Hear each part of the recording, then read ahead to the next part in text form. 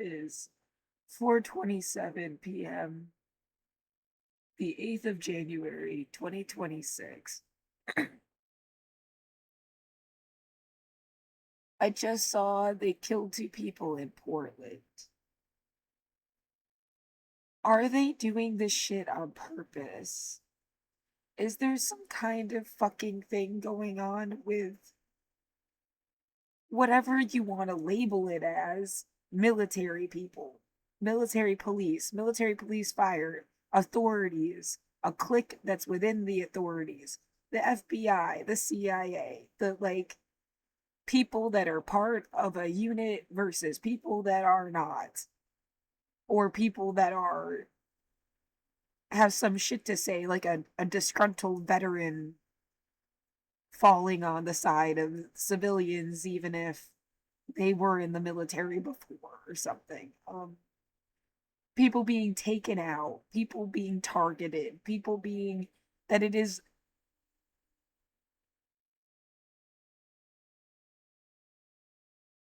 political theater as much like it's not just some organic tragedy. It's not just some like they at least want people to be fucking scared of them or something. Like and yeah, happening in certain cities and certain places, like they're fucking pieces on a game board. This shit doesn't happen in fill in the blank. Like you never hear about fill in the blank. Like no, there's something more than just like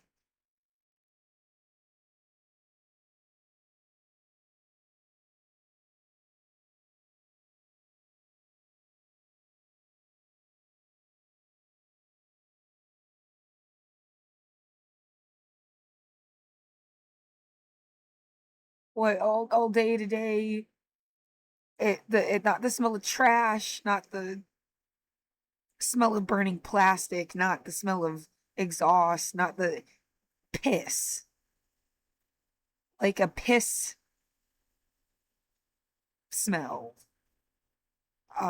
Which they did before when that Tom Holman guy was in town. It got correlated in my mind. Whatever the fuck, I didn't see more details yet. Whatever, when did this happen?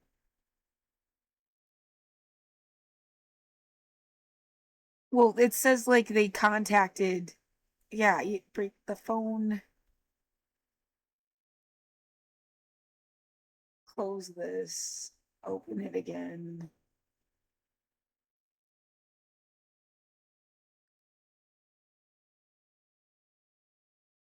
Yeah, I got spam this morning. Um, it says it on the phone. Suspected spam has no connected number to it. No clue who the fuck.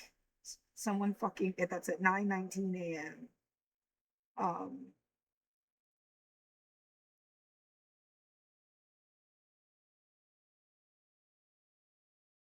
yeah, I don't know when this like I don't know what connection to explain with the piss smell thing besides like the Tom Holman and then people burning shit when Christy Nome was supposed to be around. Wanting to know when the mayor had been around here and done a video that he put on his Instagram. And people were burning shit at least during that week. Like the point is like someone's like doing shit in and around the building when I guess somebody considered important is supposed to be around. If it was going on before those people got shot, then it's like that's what I mean. Like, so, like, are they targeted people and planned this? What the fuck? Or who is doing that? Yeah, without jumping to like a conclusion, it's like how these things are clearly like cards on the table.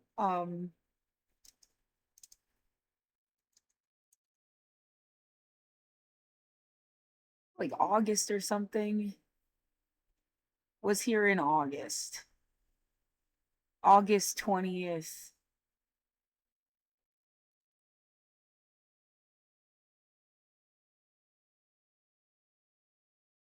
Yeah, I hope I didn't just get used to it. It was like nasty all day. It doesn't really feel like it now. I'm so overwhelmed. My senses are kind of like,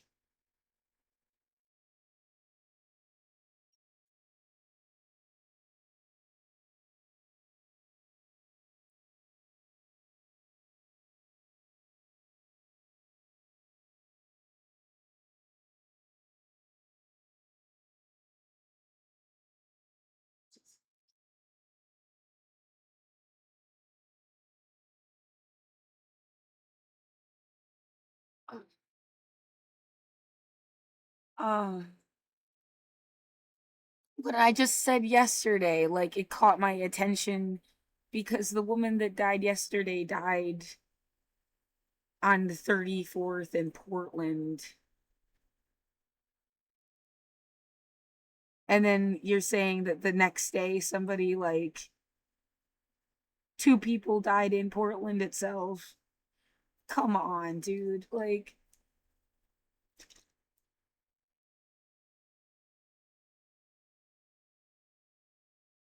what am I need to look for. I didn't even read this right. It called for help before 2:30 p.m. It's been like all day. I don't. Yeah, I think it was before 2:30. It's what time is it? 4:30.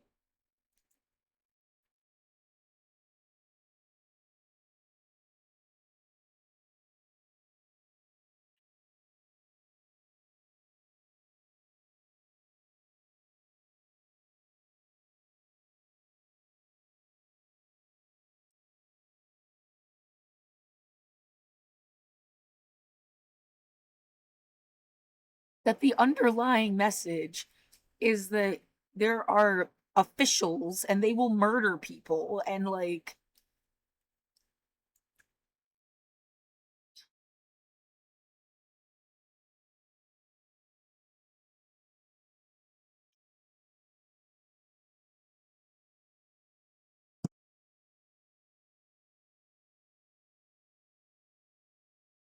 no, yeah, it becomes like a kind of brain damage that what you have to put your brain through to just continue living your life.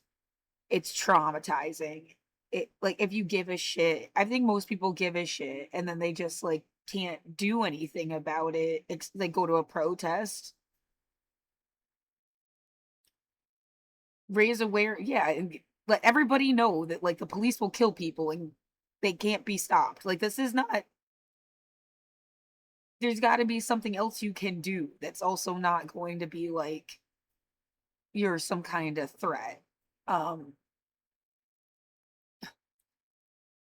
yeah, well, pushing people into some state of panic and then they do stuff they wouldn't normally do and then they get like it like that was the desire. I think I narrated an ICE protest where I mean if you look at the way everybody acts, it's like um as if the officials are saying, you know what, we want you to hate us and we don't even care. It's going to be our kids and our cousins and our nieces and nephews that survive. Go ahead and hate us. It makes us easier to target you as an enemy. So people being just as like fucked up is like they know the image that they're sending. They don't give a shit because they feel like I mean there's no real threat to them. They'll outlive everybody. I mean, the idea that you get socialism through the military. If you were willing to kill someone and join the military and be like trained to kill somebody, then you would get like some kind of like right. It was notoriously bad for people that came back from like Vietnam and Iraq. What the veterans that came back having they didn't get the health care they needed and they didn't get Yeah, I get the impression that something has changed, mainly from actually, yeah, it's not even the same. Well, not that they're taken care of better now, but there's some kind of like, it's like a cult in a way that no one called it a cult before. Um, the 2020 protests and the guy that gets hit in the face with pepper spray, that image, and he's saying like he went to Vietnam. I know I'm just like picking one image and one example, but I feel like it's held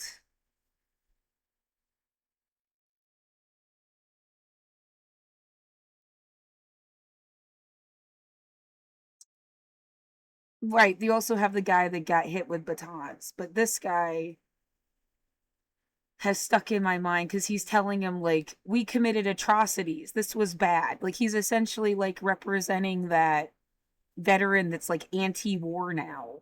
And then you have the new school that showed up here to practice on civilians.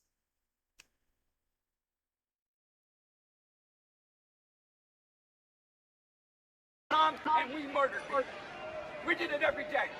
And your generation doesn't know that. You don't know that. So that's why this Vietnam veteran, combat medic, who took injured and dead soldiers off of helicopters, this is why I did this. Well, I took an altitude.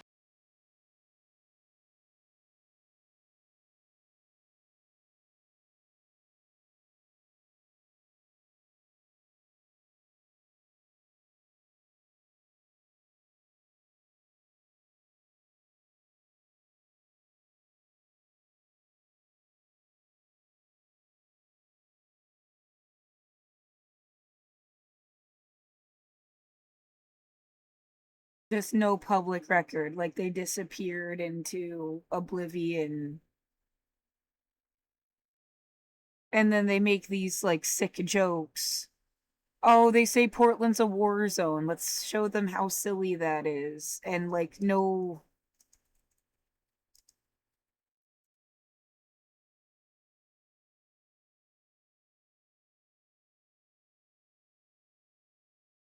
yeah, even like the costumes. I did like the whimsy on one side, but on the other, it's like, where's everybody from 2020? Why is that not a question anybody's asking? To me, it's all together. It's all the dissidents that would give a shit, the people that show up for human rights, whether it was Black Lives Matter or Palestine or against ICE or whatever happens. Like they care about everything. And like this like gradual dwindling, the only reason there's more people is because high school students went to college. Like,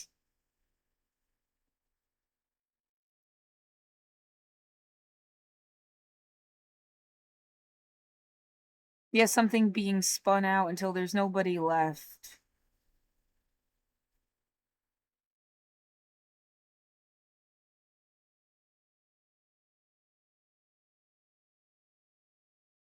Again, it's an impression of the situation from watching it. I give a shit. I mean, I don't understand the mentality of somebody that's going to pretend this never happened. That's got to be its own red flag. Like, Defend my country. And then when I got to Vietnam, we committed atrocities. We committed atrocities every single day when I was in Vietnam. I took an oath to defend this government. And when I got to Vietnam, we committed atrocities. I stood next to a ditch in Vietnam, and we murdered 170 Vietnamese people. And you guys don't know that. Sir, are you all right? Boy, that was a direct spray. Woo! Sir, what is your name? Boy, he got me right in the fucking eye. Oh, fuck. You guys have anything There's or no a medic? medics. There's no medics out here. Here, I'll give you my card. Somebody needs to get this on film. Shit. God, everybody. The feeling of like people were made into medics and press and militants, and like it took the civilian population also kind of like, and then they were called terrorists to kind of like keep them quiet about being used for like training practice.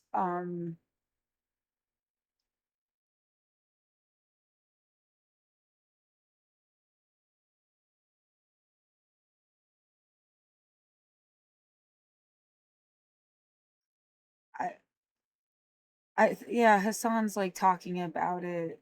Maybe I should just go to stream.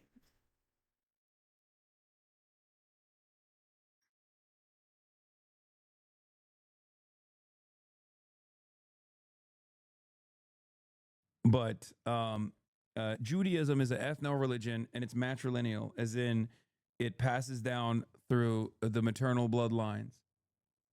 Although I do see a lot of people who are whose fathers are Jewish and the mother is like Catholic, oftentimes called a cashew, and even then the children also still sometimes will say they're Jewish as well.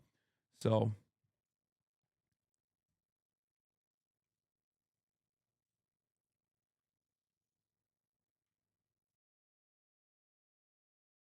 Oh my god, this life is a nightmare. When I started watching him, he was talking about Portland. Now it's just something that I should have been able to say my, and I can't write back in chat. Like, being Jewish isn't anything, like it's genetic. And now I feel like what go through, it's not about whether this isn't about me being Jewish. Like this was about something else. And then just like, what the fuck?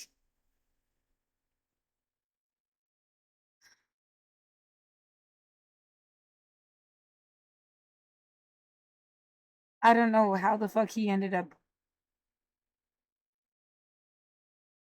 Who knows how long he spent talking about it. I figured he was going to be talking about it for a minute. That's why I even bothered to.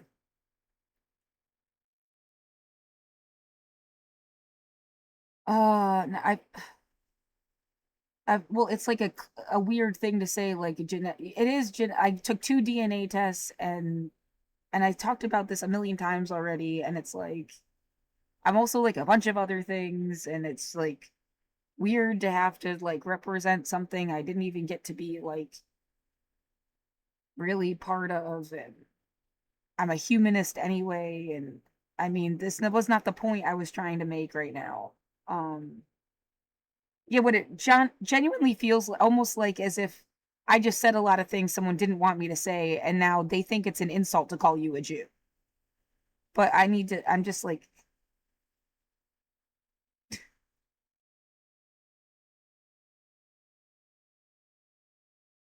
uh, yeah, the point here was officers essentially like playing the role of some kind of villain and not giving a fuck, or something is going on that they, if you want to tell me that that was a bad apple, and every time someone killed a civilian, whether it was Black Lives Matter or ICE or any other situation, if an officer killed somebody, that was like a bad apple, where the fuck were you to be like denouncing them actively? You never hear anybody say anything. Like you never hear like them.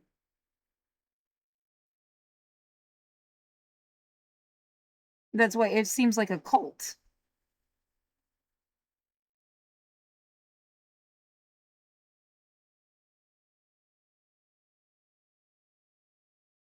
And someone's always going to say you're just wrong because it makes them look bad. It's not really whether you're wrong, it's that something makes somebody look bad and they don't want to look bad, and that's it. And they've got a gun and a boot and can fuck you up, I guess. So like, what, I'm supposed to just defer to your like, that's fascism. And then you are exactly what everybody said you were. When they said it was fascist, and they said that the cops had gone bad, or were always like a bad thing, or whatever, that they were, you, it's like you're proving them right. And I don't understand what the fuck someone thinks they're gonna get out of that. It's like they want civilians to have to defend themselves to a point of illegality or something. Or like I said, like they don't give a fuck what you do. Go ahead and do something they can put you in jail for the rest of your life. Go ahead, they don't care. They right now I'm in a position where they had no excuse to fuck with me. That's really what their fucking problem was. They didn't get an excuse.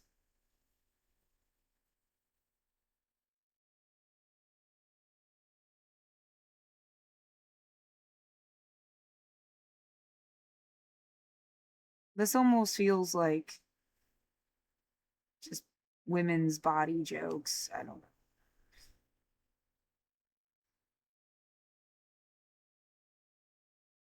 Yeah, kind of funny. Yeah, 34th and Portland. This is like what I was saying. And it starts to feel like some kind of fucked up theater thing. Of this street right now. So, Everyone. My name is yeah, this Drew was with Minnesota 5051. yesterday. Right now, we're between 33rd and 34th Street on Portland Avenue, the site where yesterday ICE murdered Renee Nicole Good in cold blood. The community has come together and set up a memorial, as well as a food station and barricades blocking the street. The people are in control of this street right now. It's important that we do this, not only to have solidarity as a community, but also because that's how we keep ourselves safe. We know ICE is coming from the Whipple building, and we know that every time we go there, they brutalize us with tear gas and pepper spray. But we can stop them from coming to where we are. But we need more help. It's gonna rain here soon. We need umbrellas, we need tarps, and we need canopies. We could also use more food, more firewood, and more help with getting people at the barricades to prevent MPD or ICE from coming in and tearing all this down. So please, make your way out to 34th and 33rd on Portland Ave and come help the community grieve this person who, again, was murdered in cold blood by ICE, and help us build something from that. Thank you very much. I'm like, what universe, like,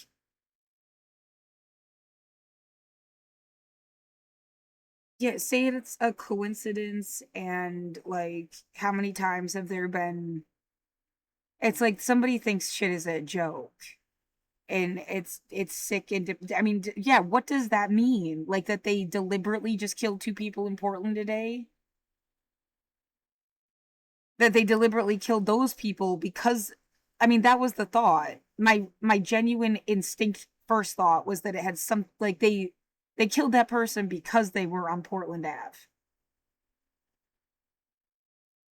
Like as if it was trying to send some kind of message connecting it to Portland, and then the next day they killed two people in Portland.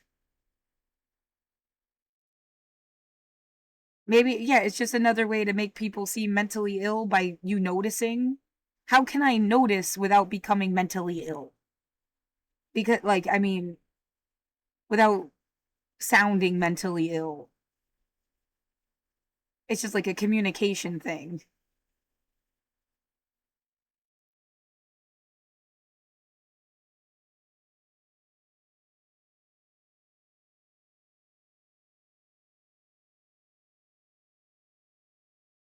Right, what does Tom Holman do again?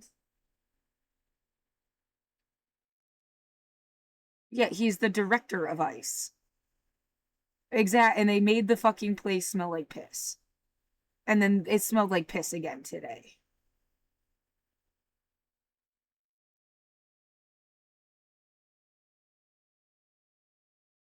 Who's they? I don't know. Somebody that's getting in the fucking building? I don't know. I couldn't possibly fucking identify somebody I can't see.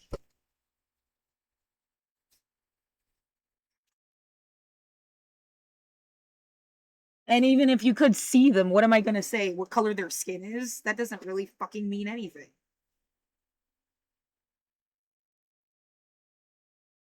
like whether or not they're an agent or a part of a cult or any like if they're wearing a certain hat, like what the fuck am I?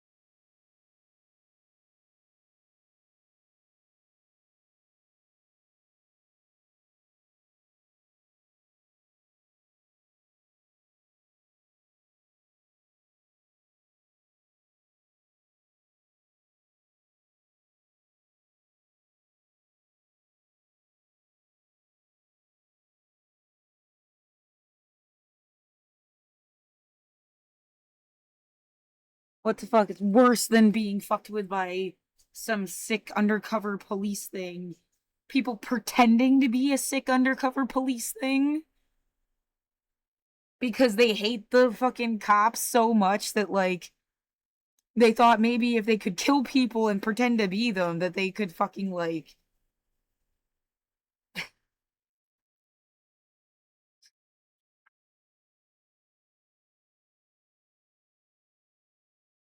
yeah, some serious issue. Are you telling me that like It just said the FBI would be investigating. I've even questioned if the FBI actually exists anymore, or it wasn't like dismantled years ago and then, yeah, it was kind of more like a sci-fi suggestion. But when the Malcolm X family sued um for his death, if they didn't uncover like who's actually running the FBI and the CIA, and I guess the NYPD, but yeah, that something is not what it appears so much that no one even really understands who runs the country. Like, um, and that they maybe somehow figure it out.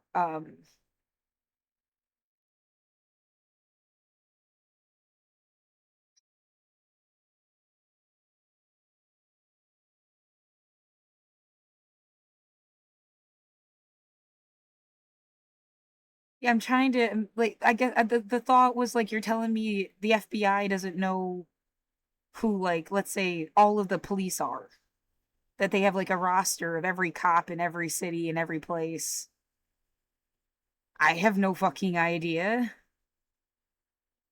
There's algorithms out the ass. There's not some special easy search thing to like. Should be easier to go through giant pools of data more than it ever has been. Like, um, that somebody's like, but that's the problem, is that they had more, like, the cops don't have a list of every cop in the whole fucking country or something, or who's in the FBI. Like, it's not a two-way street. I have no fucking idea. It's like I'm writing a fucked up TV show and trying to make it realistic. Is this a thing? Like,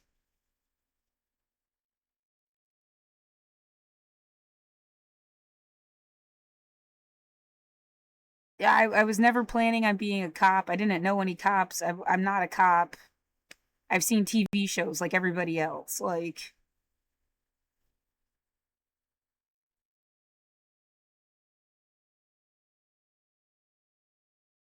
I've talked about everything that happened since 2020 so many goddamn times, and it starts to feel like everyone either is suffering from amnesia, they're actually dead, and it's like a fake profile that someone else is running just to make it seem like they're alive.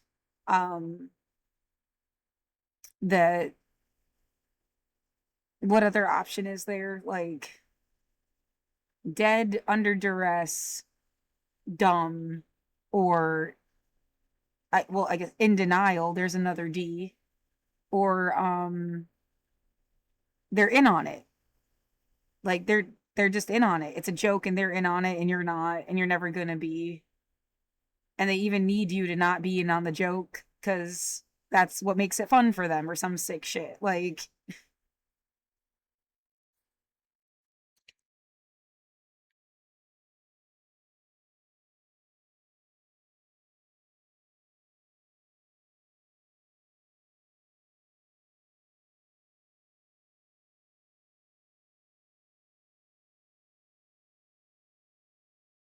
what could the like it ever? It's like, well, you guys feel safe because you're not gonna kill your own. Everyone else is at your mercy because they might get killed, and that's what you think is a joke. It's just like,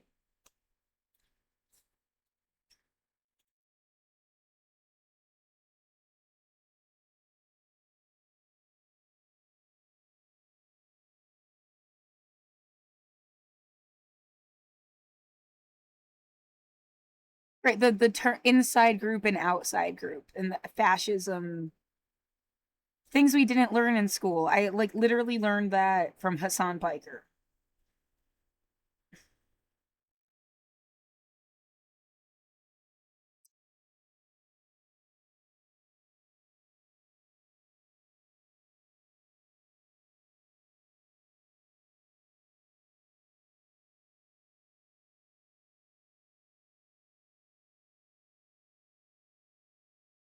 I have cramps.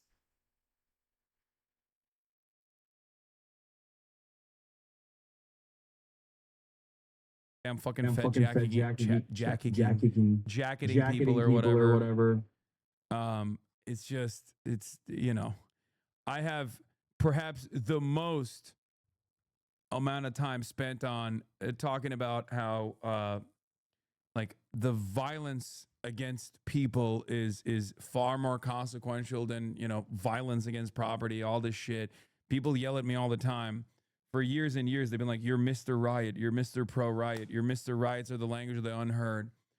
Having said that, you should be a little bit more careful. If you see something, say something. There are two different types of people that you will encounter at protests that are a little sus. Number one is the anarchist. Okay? The crustier, the better. But they have a scent cloud around them, so you know that they're not fucking feds. Okay? They will most likely look homeless or could be homeless, and they will have a scent cloud around them. So when you see them, like, I don't know, lighting a flag on fire, which is not significant at all, who gives a shit? Like, that's just normal First Amendment protected speech. I don't even give a shit about that. But if you see them doing something like, I don't know, picking up stones or pieces of like exposed concrete from the side of a sidewalk or whatever, you can just be like, hey, big dog, let's not do that, right? Let's not do that today. Maybe not today. But if you see someone who may or may not look like they're wearing a vest, have like these athletic boots on, for example, right? And they have like a hammer or a one of those like pins that you can easily break glass with, and they're just boom, boom, boom, boom, boom, hitting the windows of like a local business or something. Don't go inside of that local business, okay? Don't go inside of that local business. That person is a fucking federal agent, okay? That's how you can tell. That's how you can distinguish between someone. Why is a vest sus? I'm saying like you can kind of see the outline of a vest that they're wearing from inside of their t-shirt.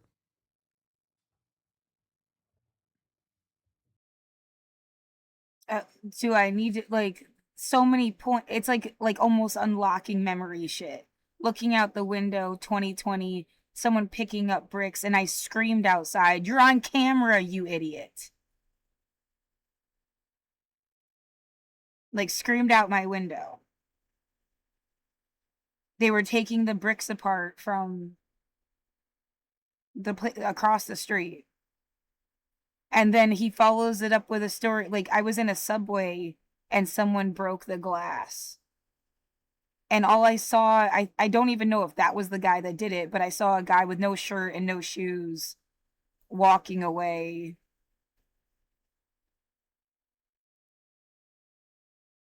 The girl actually behind the counter had the frame of mind to go and check their license plate.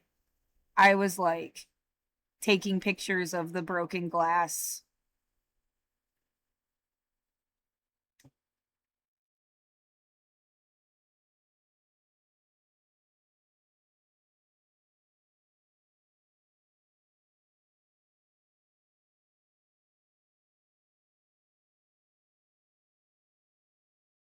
Subway.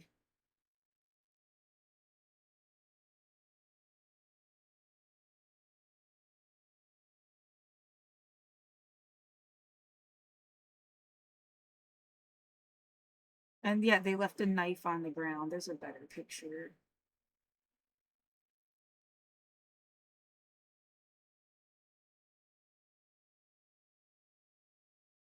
How many people have you told this stuff to? And there's no one in my life now.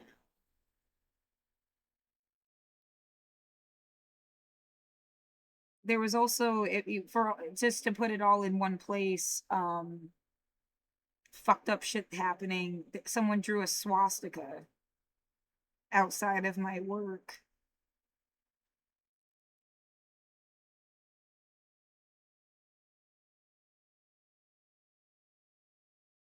It looks like I'm guessing somebody else wiped it with their foot or something.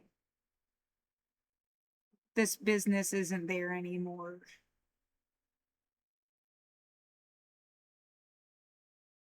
And that was just before I left.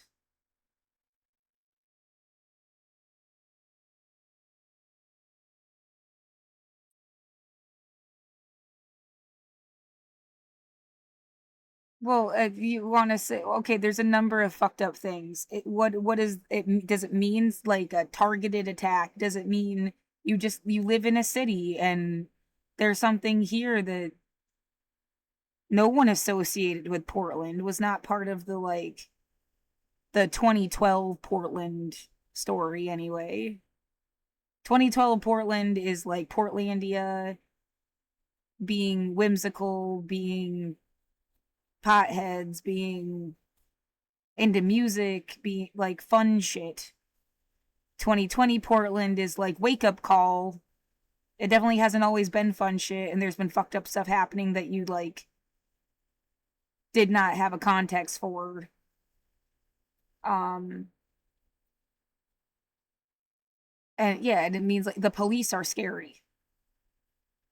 And then it's like everyone got the memo, the police are scary.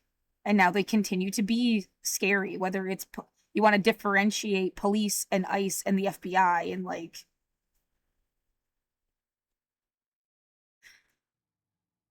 scary, like they'll kill you scary and they'll get away with it scary. And you can't, no one should, that's fascism. What the fuck? Yeah, we want to bitch about what America's supposed to be or something. Anyway. Current example.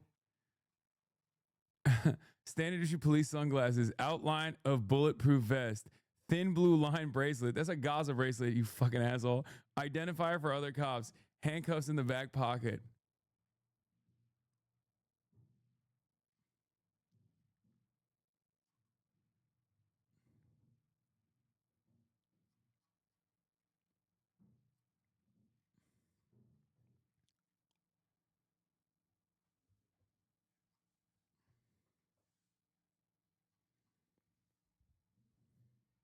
What are you doing? Down.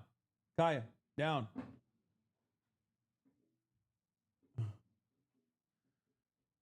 Looking at me all sassy. Yes, I know another shooting took place in Portland in the hands of Department of Homeland Security or Customs and Border Patrol. Read this excerpt from a poem written by Renee Nicole Good Macklin, who was shot in ice by Minneapolis. You saw this lady get shot in the head and immediately identified with her murderer because he's a dumb pussy, so your first instinct was to find fail posts. Guys like you end up molesting their kids out of confusion and boredom when they're locked out of their Hulu account. Oh my God.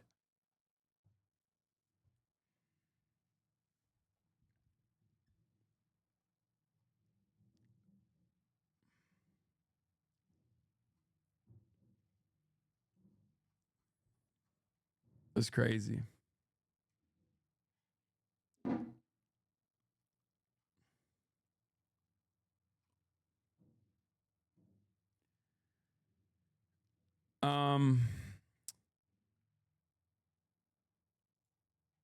This isn't gonna work. Whoever's running CNN has told him to make the ICE killer look guilty. Brother, it's pretty hard not to make a very clearly guilty person look not guilty. So much so, you are a low key hog. I'm a high key hog. I really think he's gonna let Israel attack before the end of the month. Senior U.S. official to Fox, no change in the U.S. military posture in the Middle East in response to Tehran protests. CENTCOM watching closely the growing anti-regime protests in Tehran. The U.S. will be watching closely the Friday prayers tomorrow across Iran and how the regime responds. A squadron of... Oh, he didn't back the fuck up. They said they killed 2 people. That report doesn't even make sense. I mean, maybe I didn't catch who posted it.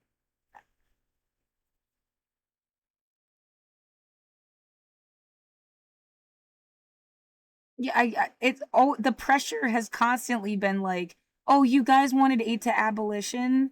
Here's all the reasons why someone wants you to think that that was stupid, that they should have funded the police more, not divested in different things, that you needed to be scared shitless, that you needed to need the police, that like it's like trying to make you yeah, also thinking that military murder is okay. Because otherwise, you would have said there is never a time and place when people should die. Figure out something else.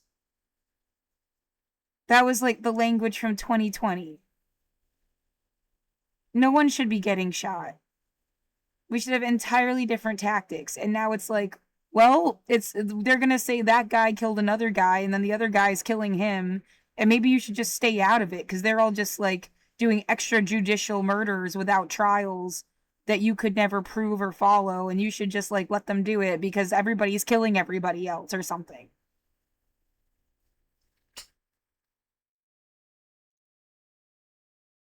And I'm trying really hard not to just be like a brain dead person that's too scared to even articulate anything. And ever since I started talking, someone's been slamming stuff upstairs again.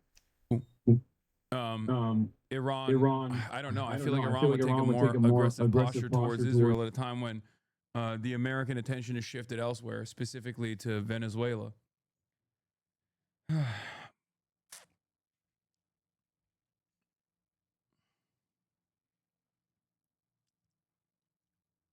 It was posted by Homeland Security. Yeah, Israel's fuck without a carrier group to defend it. Their Davis Sling is the best of their ballistic defense, and it failed miserably in June.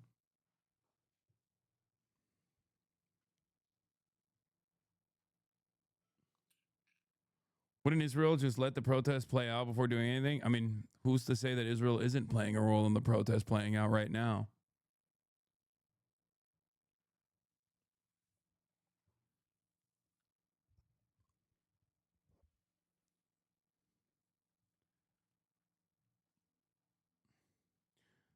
I've heard about the checkpoints being cleared in the West Bank, and I think that they're not true. I suspect that they're fake news. Or at least that's what I've heard from people that are there. That word's fake news. Some of the just checkpoints burn your hair while it's in your head. Happening in Tel Aviv. The Haredi Jews were protesting once again in an effort not to get drafted. And then a bus driver fucking ran over a group of Haredi Jews that were protesting against conscription. And then we know that it was a bus driver that wasn't of Palestinian descent, let's be real. And we knew that because they didn't immediately call it a terror attack.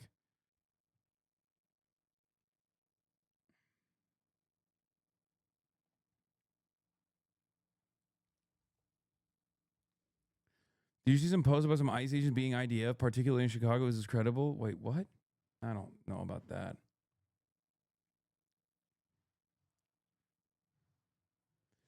You are a horrible person trying to tell people it's okay to run down law enforcement.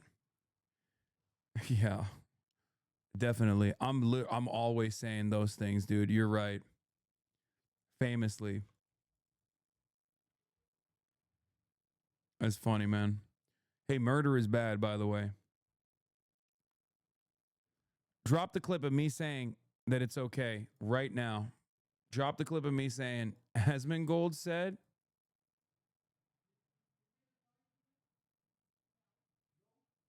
Buddy.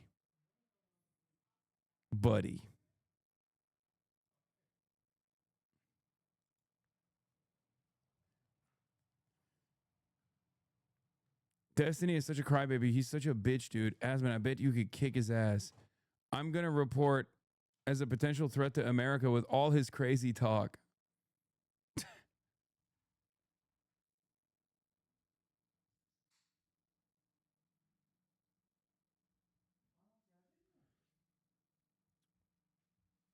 Keep in mind, we got no Asmon emotes. Interesting.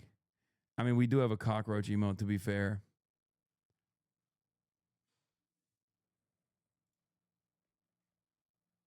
This might be literally a child, though. Let's go, Zach. You're my best friend. You're my best friend, Zach. I love you. You're my bestie. They're also mentally molested. They are stuck talking like teenage boys. Zach, you're my best friend. You're just like me, except you have a lot of money, even though you haven't changed your living conditions or standards at all. And it somehow doesn't make me feel like you're crazy for not doing that, but instead makes me believe that you're honest. You're my best friend. It doesn't matter that I have no other friends in my real life and my mommy and daddy don't understand me. Zach, you're my best friend. Let's say yeah, So bass confused about together. who Zach is. Like, I'm just trying to think of stuff to say, and I don't have more. I cried real tears when I found out you cleaned your room for 3 hours the other day. I don't know what he seemed to have just like veered off into another whatever the fuck he's talking about right now. Yeah, again, it was like they were fucking around, pounding on stuff, and it stopped. And now they're fucking around again. So I whatever the fuck that is. Just in my apartment building. Um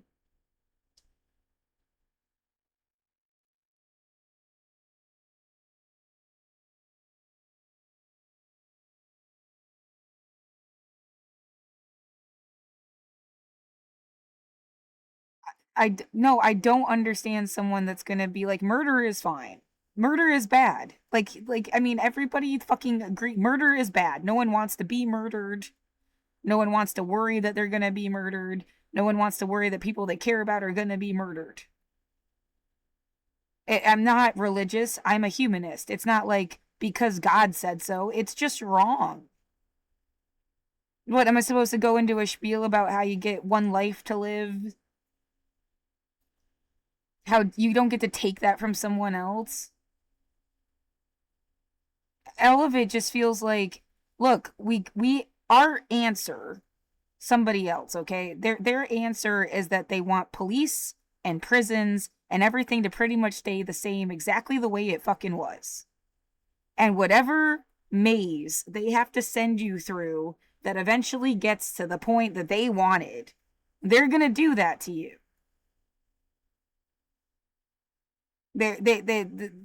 Whatever the fuck awful scenario, so it bends the context, and you have to be like, well, like when they killed Michael Ryanel, and somebody would say, well, the guy admitted to killing Aaron Danielson. Like, he said, but there was no trial. There was no sense of like, the guy was doing it in self-defense, which he said it was self-defense. It's not like he showed up and wanted to kill Aaron Danielson. Aaron Danielson was gonna kill him. And then the president had Michael Ryanel killed, and it's like everybody clapped. No one gave a fuck. You don't hear his name anymore. No one talks about this guy. No war. No war. Just peace. No war. No. Just peace. Yes, peace. No war.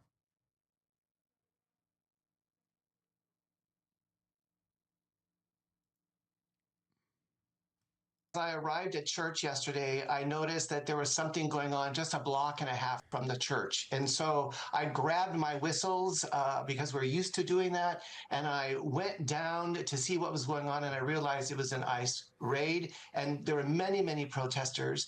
So I joined the protesting. And before I knew it, I saw ICE agents circling a young woman who appeared to be Hispanic. And so I approached her, and we were at that point chanting, "We are not afraid. We are not afraid. Go out of our state. We are not afraid."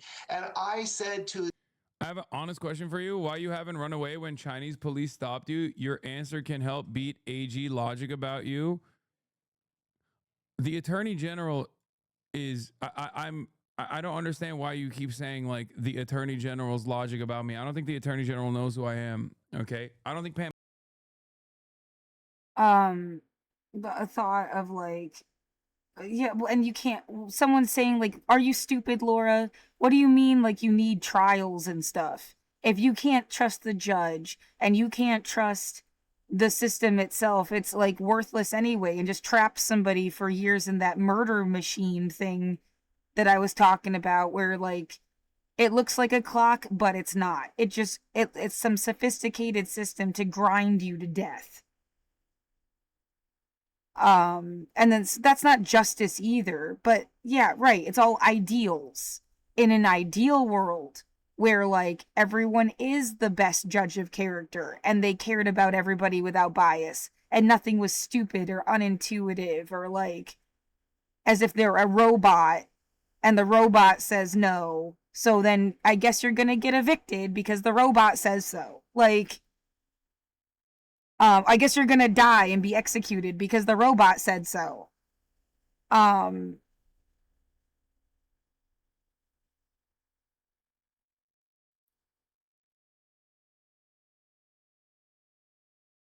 and then someone's like, well, and they think they're gonna do better job as untrained civilians acting as vigilantes, wearing costumes.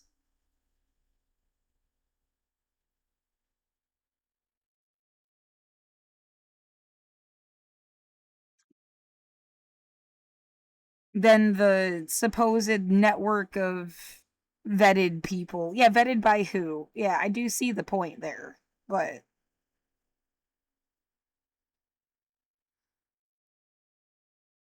yeah, it feels like trapped in an intermediate stage of evolution where you weren't like fully evolved yet, but you were getting there and it's just gonna suck. But where do you like want to go towards? What is like anything that would genuinely work? And not just like some of the time, like every single time. And then you can go back to that argument too that people wouldn't do fucked up things if you didn't live in some kind of desperate society.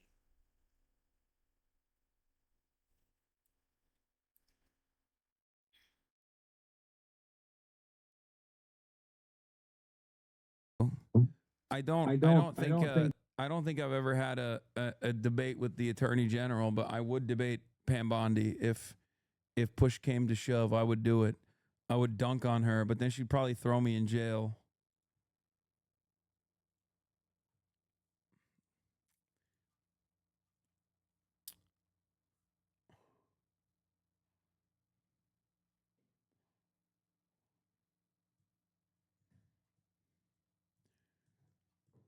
Don't push women. I would never. Also, will be difficult. Hassan not running from cops. You don't know? Where are the horses?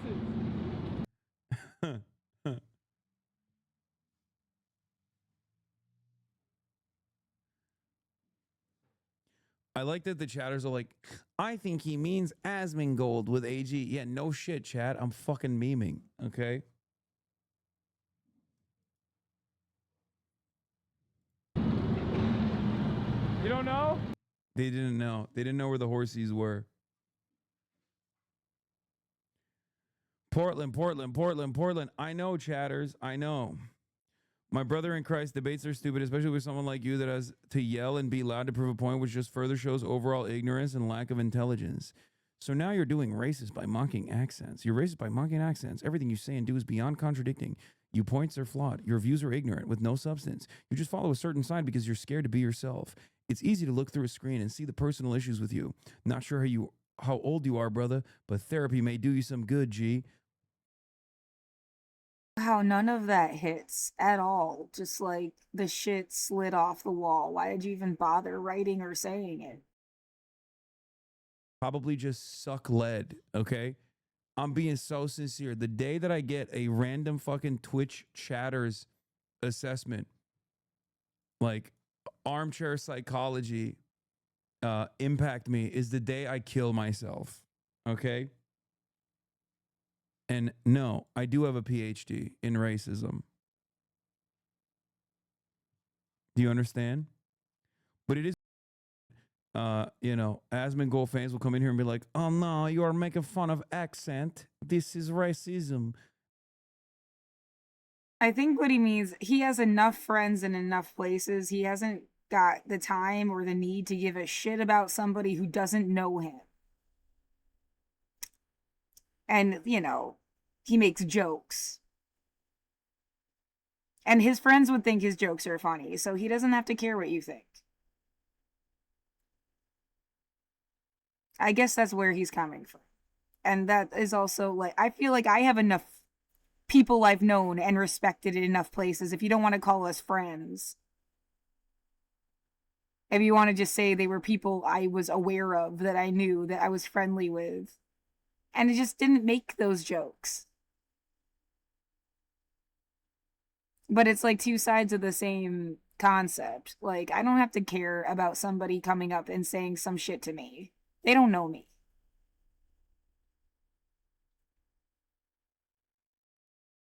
They don't know my life.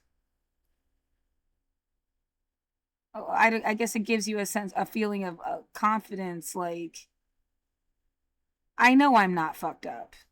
You must be fucked up. Yeah, again, though, the different, I wouldn't make jokes. But, yeah.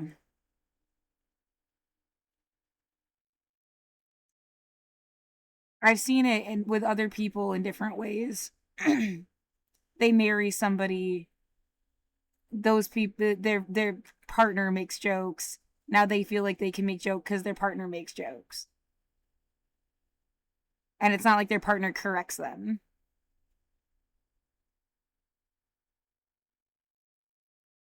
And that's where I guess things get really like, it's about who's saying what, in what tone, in what context. Like, and that was kind of always true. Like, hey, bitch, you're crazy is super different when it's like your friend than when it's somebody who hates your guts and really means like, hey, bitch, you're crazy.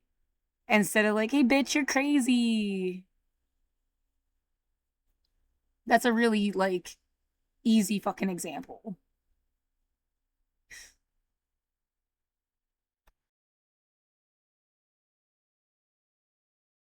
Shot dead by an ICE immigration agent is echoing across Minneapolis. Reflection and resistance. A focus for the fury at Donald Trump's wider migrant crackdown. Yeah, Connor did it. He got a ratio on JD Vance, which means he's the vice president now. That's how it goes. This is preposterous. First of all, she's not waving the officers through and has no right to do so. Even if she were, she's waving another car through before the officers approach her car. Second, the officers are not randomly searching her. Dude, I cannot stand Big Chungus grand wizardry, okay? I can't. There's something about it that is so disingenuous, so insincere. Like, he's just like always Reddit posting. Like, he's Right, it's such a convenient, whenever you want to say the people are the ones that have the say, or the like, versus we're gonna tell the people what they think. I mean, it's like almost this endless loop of who really controls the country.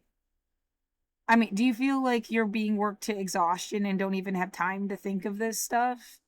Then, like, you're not running the country.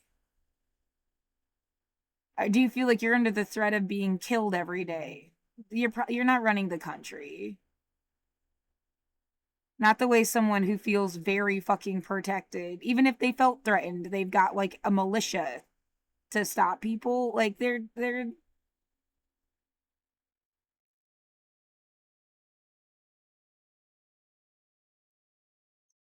oh my god, all the noises and all the distractions.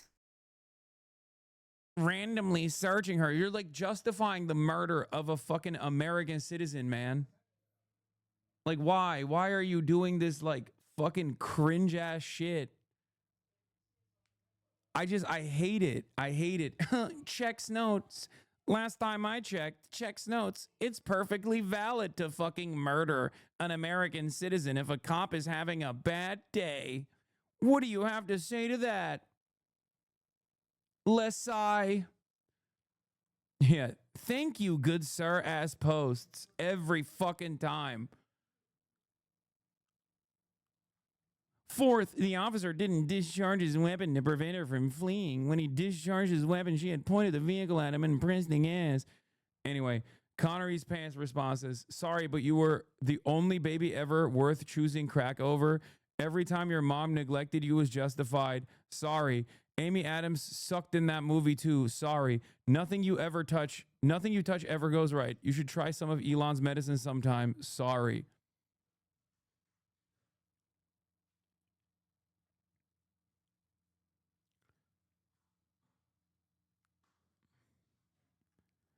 This is, to be fair, listen, Fortnite Friday is basically my new 60 Minutes. And I do think that at a time when unbiased reporting is falling apart with the David Ellison purchase of CBS News and the Barry Weiss editor-in-chief move that took place, I really don't appreciate that Fortnite Friday is also openly getting biased in the opposite direction. But I guess I'll allow it. Like, it's fine, I guess. But if we're being real, like, we need to maintain the editorial integrity of Fortnite Friday. And this kind of sentiment expressed towards the vice president is not really establishing centrism, you know?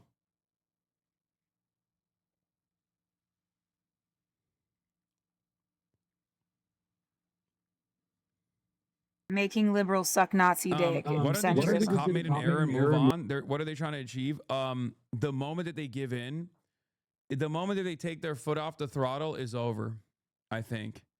Or at least they fear that that'll be the case. So they just have to up the ante over and over again and be like, no amount of cruelty that you experience is actually unjustifiable. They are genuinely worried. You see JD Vance's tweets and fully understand why his mom traded him for some perk 30s? Yeah. And that's from 2021. This dude. Oh, what? My spiel again about people got close to they're criticizing capitalism at a certain level, and then a fascism is pulled and people have to claw their way back through basic civil rights, and that's a pattern, and they'll have to do it again and again. You get too close to the way that people made all their money, try to change that economic system, even if it's again like just divesting, just changing where the money was flowing. It's not even like that radical. It's not like you changed money itself or truly instituted housing, healthcare, education, and food for all. Or even gave people universal fucking basic income. You know, like everyone was just complaining about it. And then you make them claw back through basic civil rights as if like that's going to take up your time and energy enough. Why don't you just be worried you're going to get murdered, go to work and buy stuff? It's like giving you brain damage. And then sometimes, yeah, it's like that is a natural. I'm not like shitting on anybody that's like so overloaded that, yeah, I just like want to do something fun. I miss having friends. You'd go out to a bar and spend $30 on drinks and cigarettes and talk all night, and you'd get dressed up and you'd be with your fucking friends. Like, even if you threw up, like, as opposed to just getting like terrorized by the fucking cops, who are then instead going to the bars with their fucking friends, I guess. I don't know. They must be on something that the government made up. Like, there's no, or being sober is actually a terrible state of cruelty, and they're assholes. Cause like, however you want to fucking look at it, they're either unmedicated or over medicated on something you've never even fucking heard of to justify their fucking actions. Like,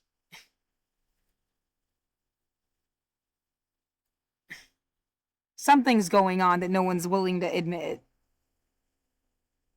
Oh my God. It'd have to be for you to think it's funny to drive a fucking like powered vehicle that's supposed to like help people and terrorize somebody with it.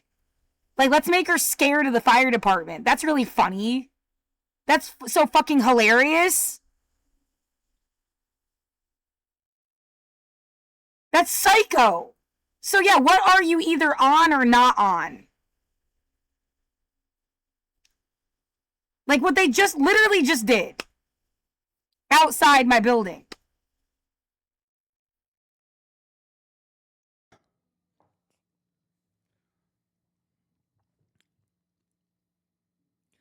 There's no chance they aren't doing burger better somewhere in China. Gotta be a spot.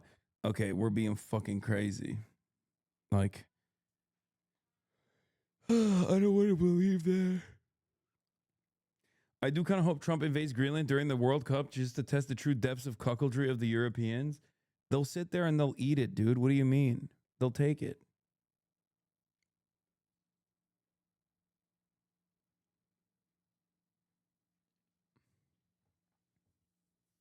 America could invade the United Kingdom and they would still participate in the fucking World Cup. And not a single person would say anything. What are you talking about? I mean, invading Greenland is it's redundant.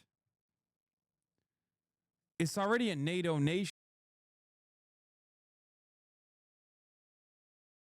Somewhere between nihilism.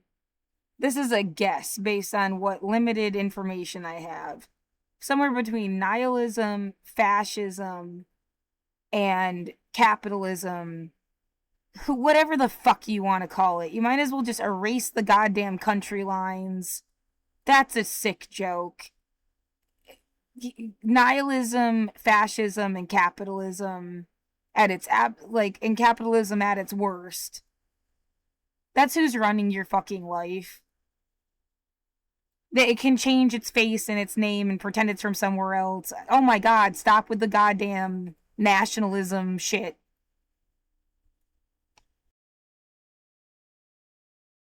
America cannot invade Europe like America can't invade Hawaii or Puerto Rico. There is just varying degrees of colonialism and imperialism to different degrees.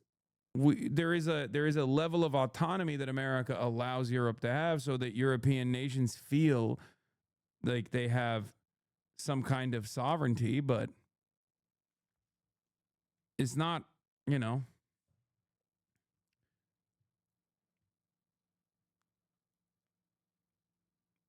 Sense? No, it does make a difference. America will fortify Greenland. The Greenland citizens in Denmark are literally just crying that we're not being nice about it. We are the cancer. We're about to be cut out.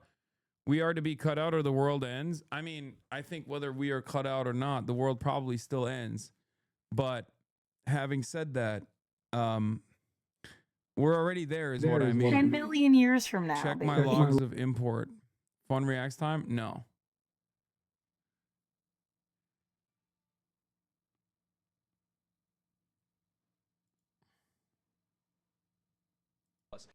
This woman's entire life was a tragedy. She gets divorced from her husband. She didn't get custody of two of her older kids. She gets remarried. That husband dies. She falls in love with a woman. And after Trump won in November, they flee the country to Canada, but migrate back to Minneapolis with her young son. This woman's entire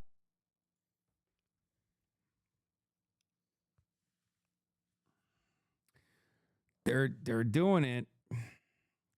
I'm telling you, this is gross.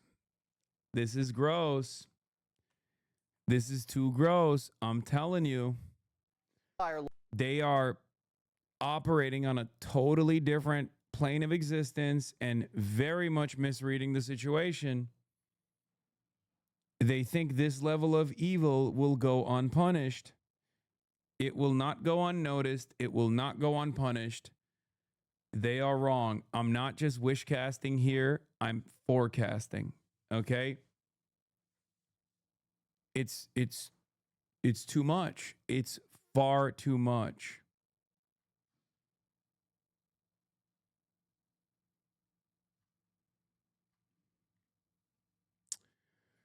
They don't see it. You're vastly overestimating the empathy of the average American. Brother, there's a difference, okay? This is a white woman. This is a white woman that was killed.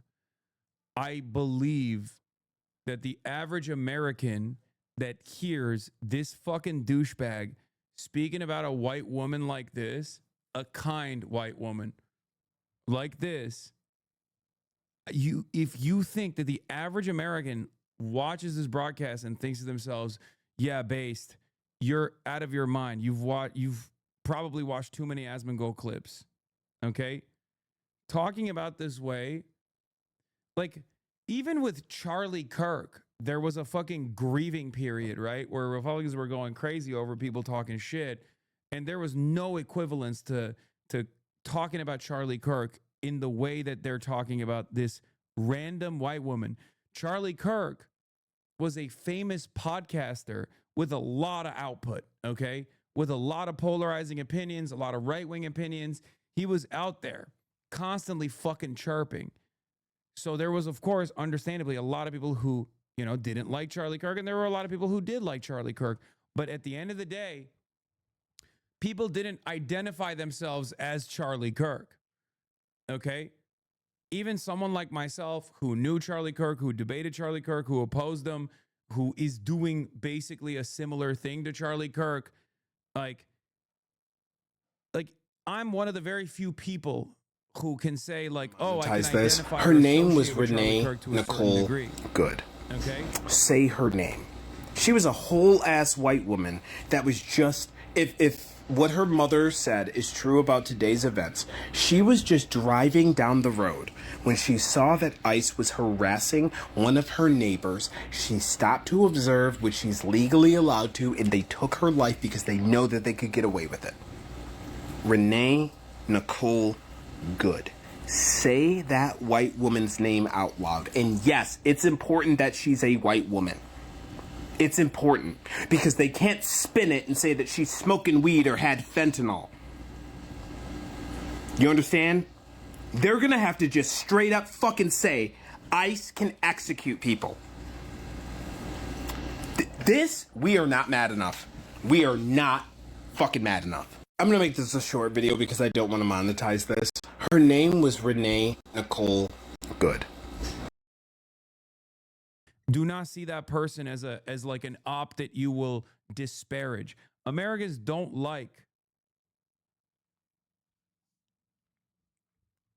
Americans don't like speaking ill of the dead in general, unless it's like an ordained person that you can dunk on. And older Americans, normie Americans, certainly do not appreciate this kind of commentary about a white woman. Okay? A white woman that they can understand, a white woman that they have seen before. Like, this is not a black teenager that these guys have been negatively propagandized against to assume that, like, there's danger there, okay? This is a 37-year-old mother of 3 children. You're out of your fucking mind. There's a reason why it's mostly black chatters that understand exactly what I'm talking about when I say this. Whereas all the white chatters in the chat are like, I don't know about this. Like, they're just all evil. Like, no, this is like a different thing, okay? This is a totally different thing. Americans will get themselves to believe that Tamir Rice deserved to be shot and killed by cops when he's a 14-year-old in a playground with a toy gun, okay? There is no end to the well of depravity when it comes to justifying law enforcement violence against black people, brown people, and the like. But if there's one group of people that all Americans can identify with because, they have moms, right? Or he wasn't even 14. I'm sorry. He was 12, Tamir Rice.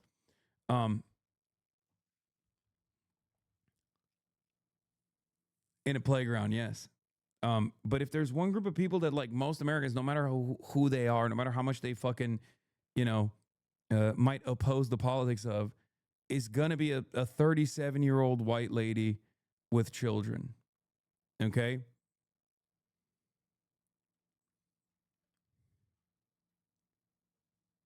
It's just not. But a bi white woman? No, that doesn't fucking matter. Come on, come on. No, no, no. That the higher priority here is that she is a mom and she's a white lady, okay? She's a mom and she's a white lady, and she's not as like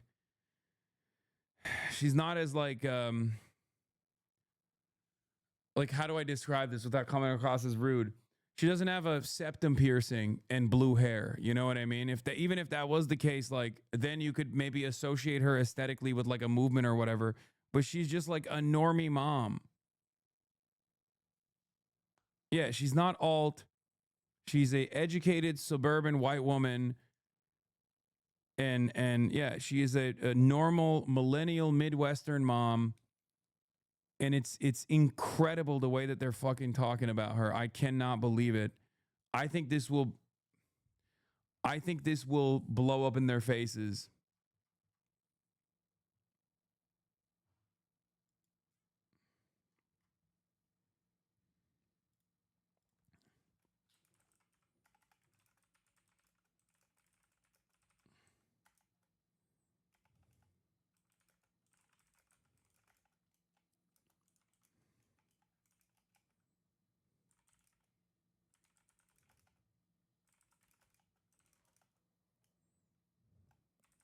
Anyway,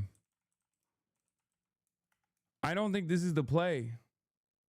As a black chatter, I was surprised to find out she's white. Anyone who doesn't realize how big of a deal it is that they're demonizing her should buckle up. If they had just offered condolences and tried to move away, that would be a better indicator. RIP, of course, to everyone who has died at the hands of law enforcement officers. Yeah.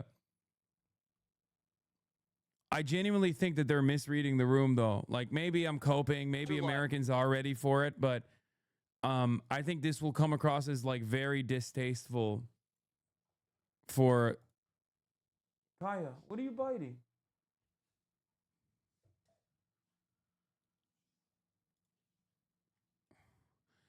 The thing that they get away with when they talk about like vilifying black victims of police violence is that the average white American cannot put themselves in the shoes of a black person, but they can actually put themselves in the shoes of someone who's afraid of like a black teenager.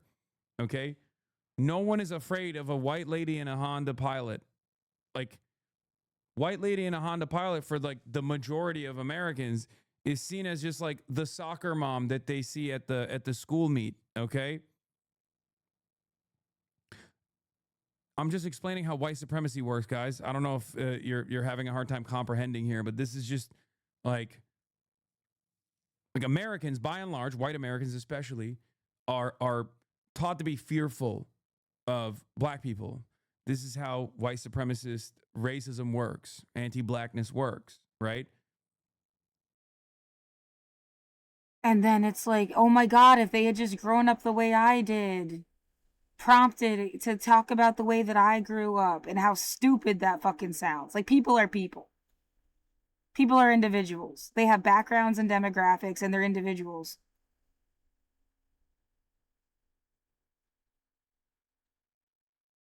How fucking disgusted I am with the way that the rest of the world is presented as thinking. It is like, that's what you think?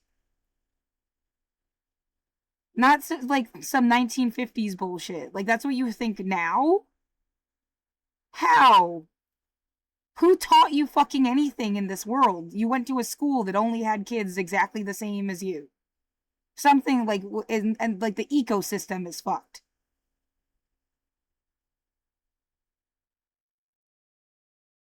It just, like, you're in some kind of demented, warped fucking timeline.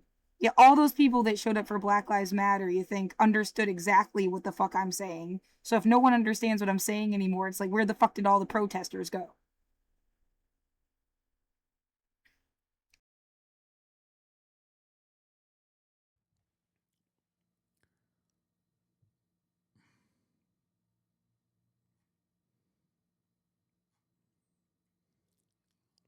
The woman who lost her life was a self-proclaimed poet from Colorado with pronouns in her bio.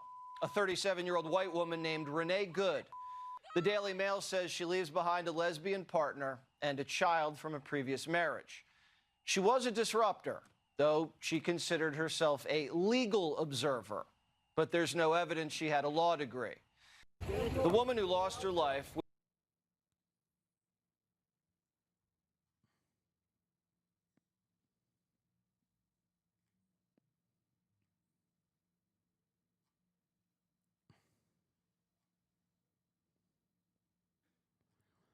Dude, this is fucking insane, man. I don't know what to say. I mean, what a fucking animal, dude. Was a self-proclaimed.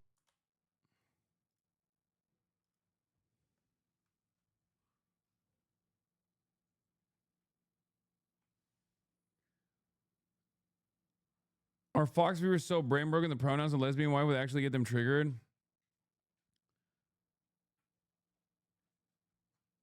Yeah, I don't.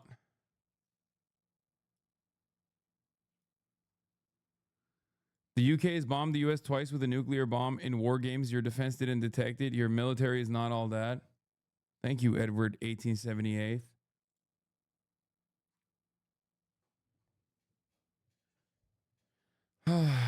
I just don't think this is enough to justify people getting on board with it.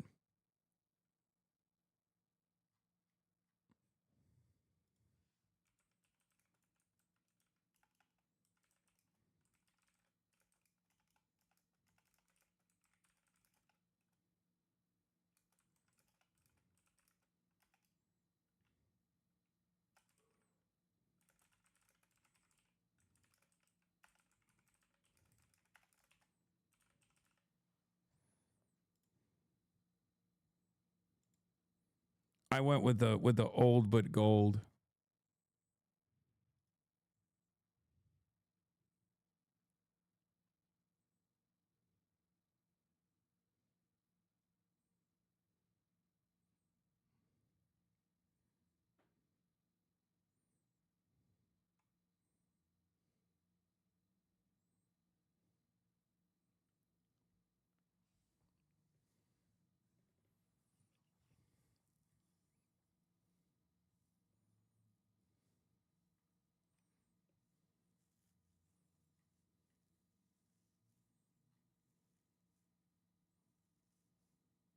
Fight or flight responses, killing someone because their Anyway, body all right, that'll had be all the for tonight. flight mode.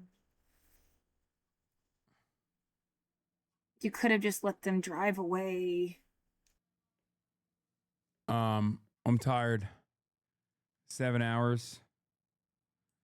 There's a Portland news briefing that's coming out in like 10 minutes, but I'm not going to stick around for that. It's 6 p.m. Might go and work out after because I wasn't able to work out before the stream this morning. So that's what I'm going to do. Anyway, love you guys. And I will see you tomorrow. Take care of yourselves. Tomorrow's another day. I'm going to have Daniel Caesar and Mustafa the Poet on tomorrow to talk about their... Mustafa the Poet is throwing together this benefits concert for Palestine that will be hosted by Bella Hadid and Pedro Pascal.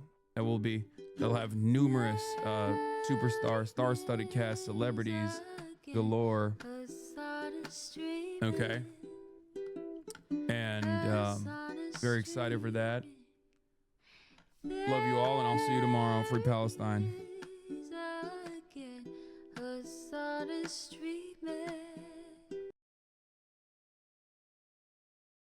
I wonder where that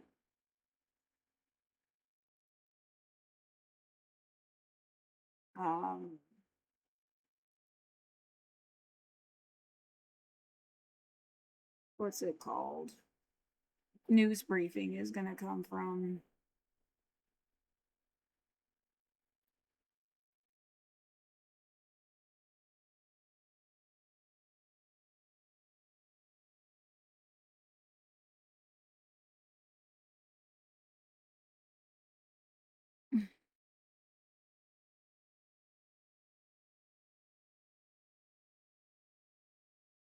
Like they mean like the government's gonna do a briefing, or if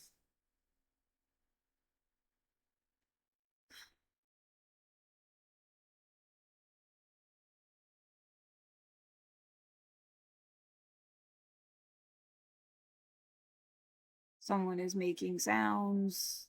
I just recognize it and don't know who it is. You know, like, what's the.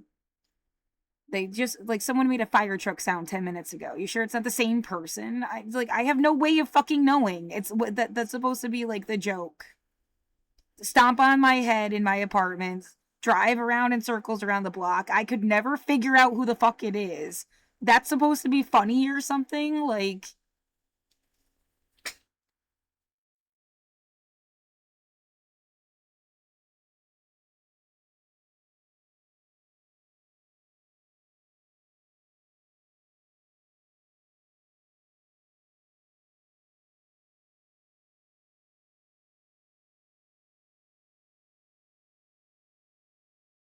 well, it's like you could assume things like only the fire department has access, or only the military or only the cops have access, or are supposed to have certain like sirens on their vehicles. So I mean, you can like infer that that's what it is, but like somebody just making random, you have no idea who the fuck it is. As like they want you to be stupid and guess. Like that would be dumb because I can't possibly know who the fuck it is.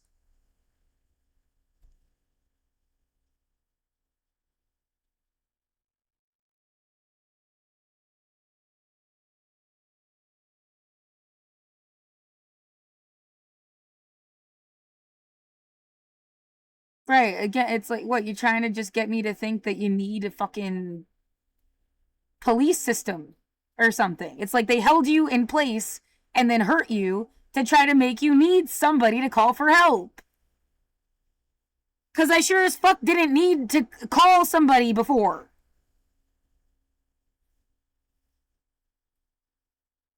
Hoping there's some future fucking society of smart people that like figure shit out so no one gets fucked with. Like, it doesn't seem whether it exists today. Like, Northeast 146th Avenue in Burnside. That's where we find Blair Best. Blair, what have you learned? So joining me now live is a leader of a local protest group. Her name is Holly Brown. So she tells me she was actually at City Council when city councilors had to go into that emergency recess, and then she came here. She was protesting for another ICE-related issue. Explain to me what happened today. Yeah, so I'm a part of a group called Portland Contra las Deportaciones. We're an immigrant rights organization in Portland. We went to demand a meeting with the mayor today to demand that he shut down the Portland ICE facility and revoke the permit. So we went and knocked on his door. An employee came out, and while we were in there, the employee told us that he couldn't meet with us because there was an emergency, and he's on the phone with ICE and the Portland Police Bureau. We then heard that City Council went on an emergency recess, and we saw counselors go into his office. So we knew something serious had happened, and for us, we were like, okay, we knew that this was going to happen, right? Like, ICE has been targeting people. You've needed to step up for a long time now.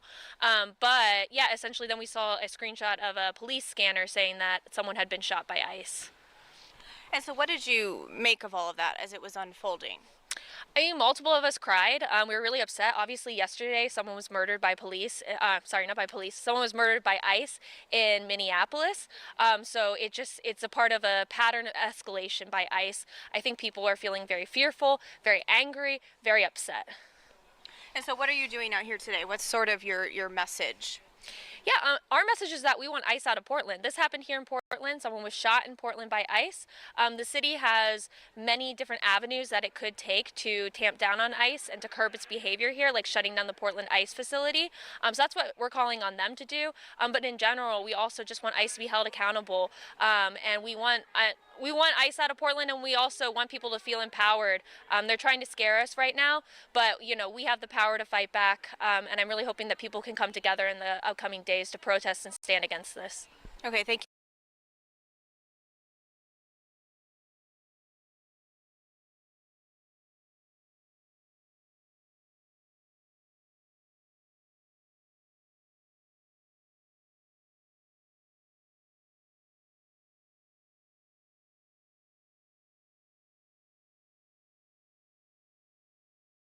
red Toyota from the scene, ended up at what appears to be an apartment complex on East Burnside. That's where that 911 call happened, where police responded and took those two to the hospital. Again, no word on their condition this evening, but you can certainly understand the heightened emotion around all of this, given events in Minneapolis just over 24 hours ago, where an ICE agent shot a 37-year-old woman. That investigation still ongoing. This investigation in its early stages. And Christine, we should point out, by and large, officials from the federal, state, and local levels all calling for transparency, but more importantly than that, at this point, calm as well. Right, and we have heard from our Blair Best, from others, many of our reporters that are fanned out across the area, that there are protesters.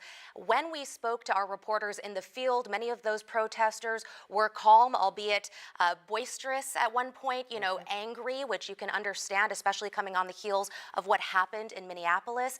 I know there are some protesters who are headed to City Hall, some protesters headed to the ICE facility, but as David also mentioned, right now across the board, our city, state officials saying, stay calm. Chief of Police Bob Day said that they are hoping that people stay calm and vigilant.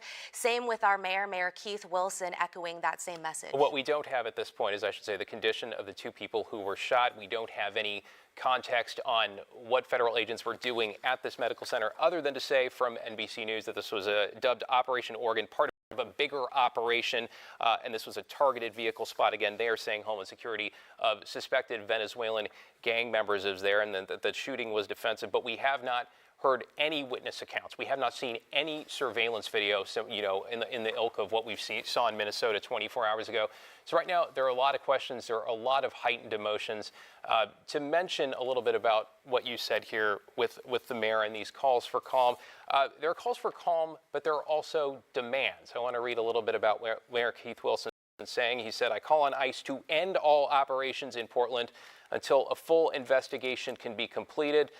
This undermines effective community-based public safety." He goes on to say, "I call on every Portlander to represent our values and to show up with calm and purpose during this difficult time." And it's a difficult time for our community. It's a difficult time for all of us, considering the context of not only what we've seen in Minnesota, but everything that's transpired in the Rose City, not only in the last few months outside the ICE facility with the tug of war over the National Guard, but also the broader context of what happened in Portland in 2020 with the racial justice protests as well. So that's why we hear these calls for calm repeatedly. Right, you can understand the sadness, the anger. Right now we want to go out to our Blair Best. She's at one of the two locations where this initially started. She is at Northeast 146th Avenue and East Burnside, the second location where a man called police. They showed up, they found two people shot. Blair, what can you tell us? So the crowd has grown throughout the night, and Portland Police liaison officers have showed up. Joining me now live is Sergeant DiMatteo. Sergeant, what is sort of your role here tonight? So as liaisons, we go out to protest events, community events. Anytime where there's some tension, we try to just talk to people and help de-escalate things. What are you seeing here tonight? How would you describe what's happening in this neighborhood? There's a bunch of people who have emotions, so we're just going out and talking to them and seeing if there's anything we can help with, exercising First Amendment rights, or just answering general questions. What would be your message to protesters tonight? Just everybody should stay peaceful. Do you have any fears that might not happen? There's always the fear that people could not be peaceful. There's also it could be peaceful. So I'm prepared for either one, of which I'm just going to go and talk to people and see what we can do to help. Okay, Sergeant, thank you so much. That was Sergeant DiMatteo from Portland Police. Just a few minutes ago, I will add, a tow truck has showed up and went underneath the yellow caution tape, and it's towards the back of this apartment building. We can't see what it's doing or what vehicle it's after, but we'll keep you posted with that information. Back to you. All right, Blair Best on East Burnside there. Thanks, Blair. I want to take you live downtown, where we understand the governor, the mayor, and the police chief, among others, are set to hold a news conference any moment now. We should note that while this may provide context about some of what's occurred, the FBI are the ones leading this investigation. Right. So at this point, as we've been saying all night long, information is scarce, but we'll continue to learn more throughout the evening and the weeks to come, I'm sure of it. So we'll keep tabs on when Portland police start this press conference. We'll bring it to you live. For now, we're going to go to our Celine Stevens, who's live at City Hall and has had a chance to speak with a number of people, including our city councilors. And you can see behind her, a vigil has started. Celine. Christine, that's right. I spoke with city councilors early, and recently I was speaking with people that are organizing this rally and vigil that we have here behind me. Like I mentioned, they're actually just starting to speak. There are people here with candles, and I checked in around 15 minutes or so ago, and there was only maybe around 30 people, and now this crowd has grown to anywhere between maybe 80 to 100 people. There are people here with signs, again, candles just coming forward, and this is all, of course, for the people that were shot by the federal agents earlier today. And so they're going to have this vigil first, I believe, and then rally. And as, I don't know if you can hear, of course, people are currently chanting. I'll let you take a listen.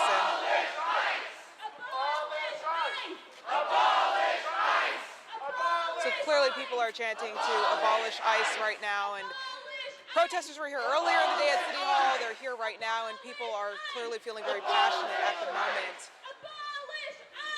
I don't know if you can see the speaker right now, but again, about 100 people or so on scene right now here at City Hall for the vigil that just started off when I started speaking. And so again, people are out here definitely making their voices heard tonight. But I'm going to toss it back to you guys. All right, Celine Stevens outside City Hall. If your cameraman can just, or your photographer rather, can just pan that over and keep an eye on that vigil for us. We'd love to just keep that in our sights. The events of this afternoon that a federal agent shot 2 people, obviously drawing a lot of people to City Hall. And for now, we want to go to the press conference that is starting with Portland Police. Let's listen in.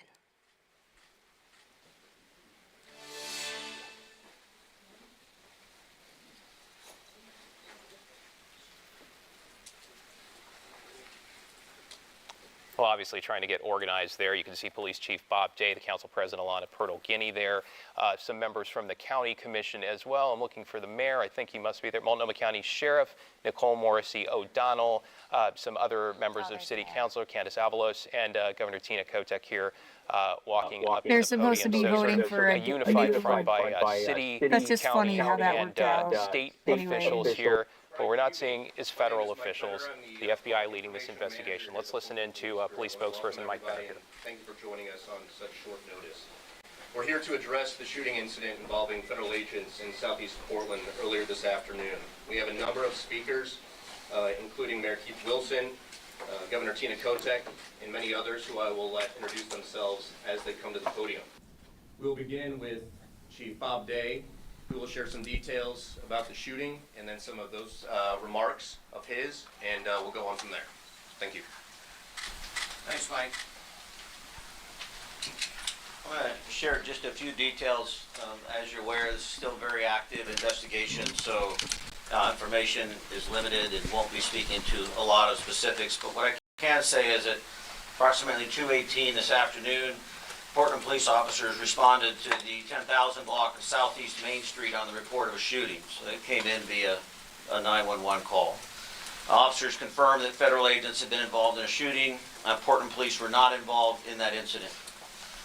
About 6 minutes later, at 2:24 p.m., officers received information, once again through dispatch, that a man who had been shot was calling and requesting help in the area of Northeast 146th and East Burnside. Our officers responded. We found a male and a female with apparent gunshot wounds. Officers applied a tourniquet and summoned emergency medical personnel. The patients were transported to local hospital, and their conditions at this time are unknown. Officers had determined that the 2 people who were injured in the shooting involving the federal agents from the earlier call. PPB officers secured both scenes, and this is a federal investigation. It's being led by the FBI. We have been in touch with them. We are, in regular contact. This is their responsibility, but when we have these type of events happen in the city, Portland Police Bureau does offer a level of assistance. This is not any way, shape, or form immigration related on our end. We do not know the facts of this case. We are simply providing that traditional investigative support and perimeter support, which is minimal. But I do want to make it clear that we are out there, but we are not involved in immigration. And we at this time do not know if this is an immigration-related event.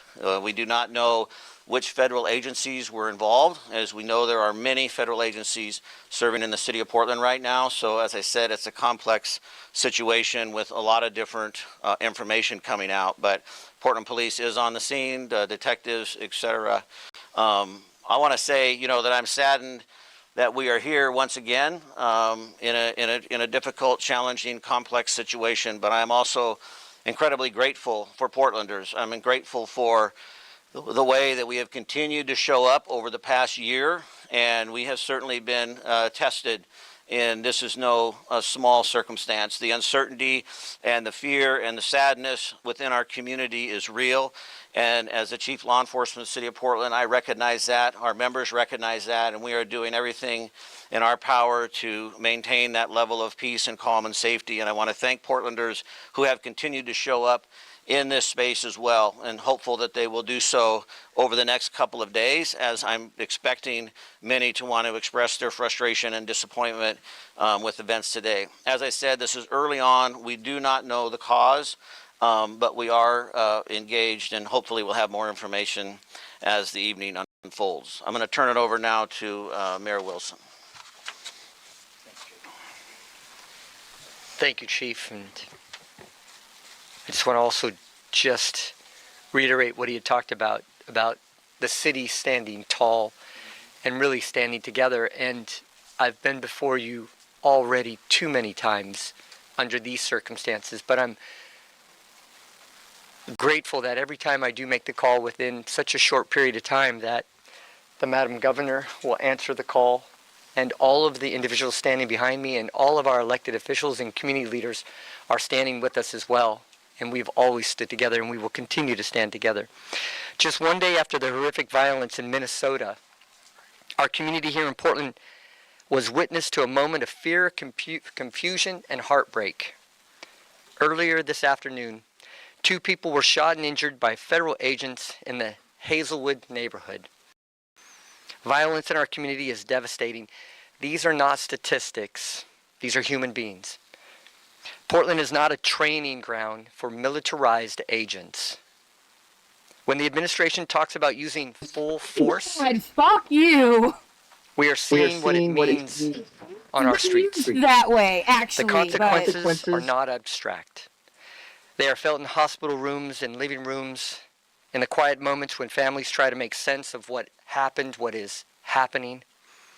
We know what the federal government says happened here. There was a time when we could take them at their word. That time is long past. That is why we are calling on ICE to halt all operations in Portland until a full and independent investigation can take place.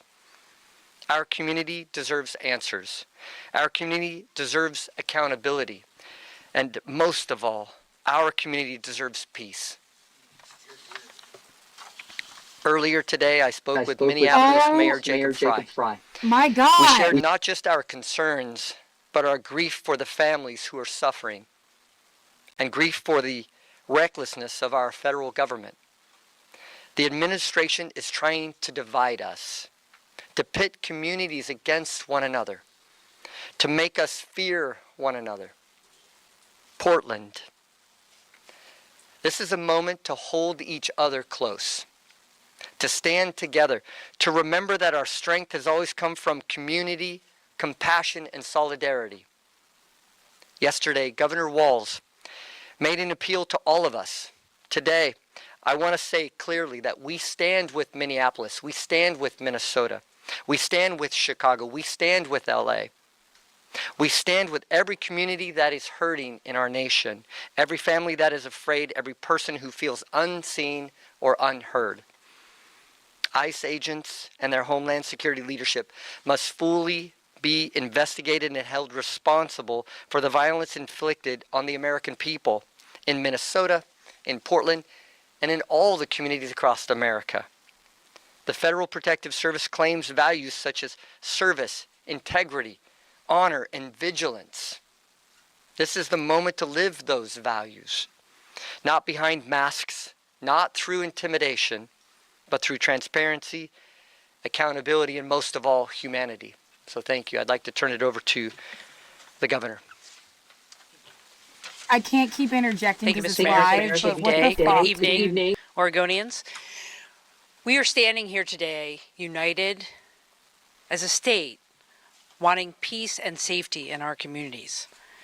We are all shaken and outraged by another terrible, unnecessary, violent event instigated by the reckless agenda of the Trump administration.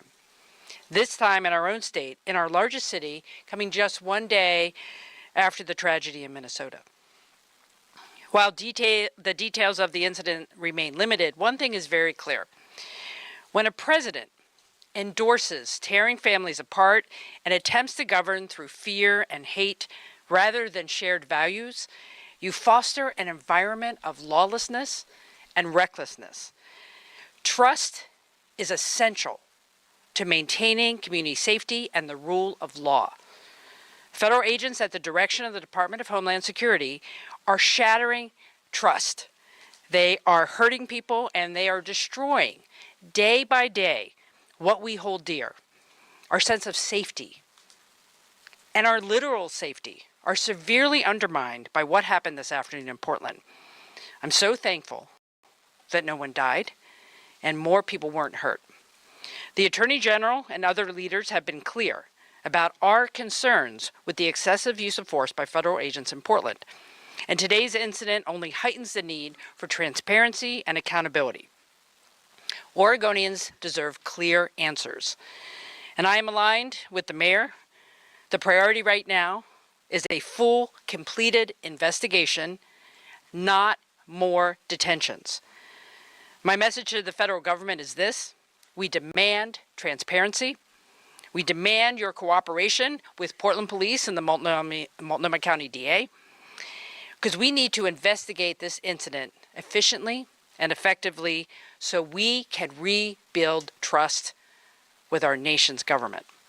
There are those who want to cause chaos, but Oregonians know how to stand up and speak out peacefully. We must remain united in peaceful opposition to efforts to tear our community apart. We must not turn against each other. We must stand neighbor to neighbor. We must not take the bait. And I want to end by saying I'm grateful to the first responders who have been managing this incident today here in Portland. And I stand and we stand united with Americans across our country and with Minneapolis and Minnesota in light of these very troubling events. Thank you. I'd now like to hand over the podium to Senator Casey Jama, Democratic leader in the Oregon Senate. Well, good afternoon or good evening, everyone. My name is Senator Casey Jama. I also serve as the Senate Majority Leader. I live Hazelwood neighborhood. The incident took place not that far where I live in my home. I'm raising my two children. I live with my wife. I have a few messages, but let me start to say this one first. My prayer is to the families and those who are hurt, and I hope they will recover speedily. As I said, I have been in this country about 28 years and a former refugee. I have never thought I will see this moment in the United States of America. This is a challenging time for us. My colleagues and I are working together to ensure that we address this issue at the state legislative level. We want to do as best as we can to protect the Oregonians who are fearful, who are scared, who are facing persecution under federal law.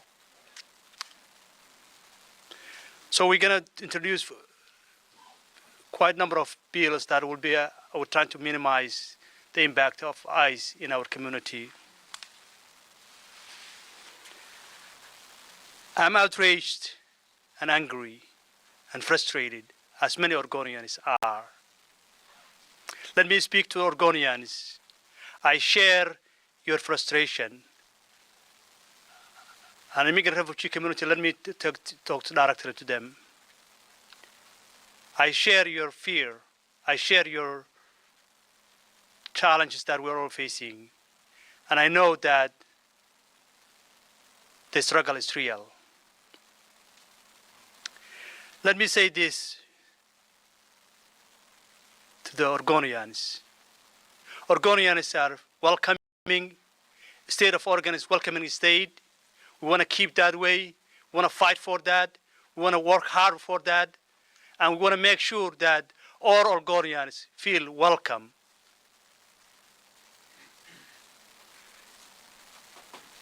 Let me say to this to the federal agencies and the ICE.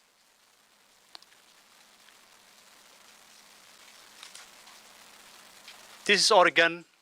We do not need you. You're not welcome. And you need to get the hell out of our community.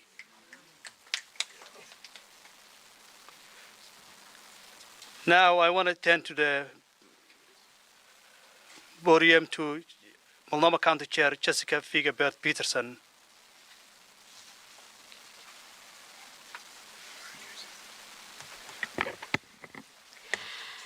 Good evening, everyone. If we were living in anything close to normal times, we would not be here right now. We should not be here right now. We should not be here right now because federal agents should not be in Portland neighborhoods shooting people. We should not be here right now because Renee Nicole Good should be alive and with her family in Minnesota right now. I want everyone to know that Multnomah County stands united in support of our immigrant and refugee neighbors and everyone opposing this injustice. I am proud to be joined tonight by Commissioner Moyer, Commissioner Edwards, and Commissioner Jones-Dixon. Enough is enough. The terror and violence ICE is causing in our neighborhoods must end now.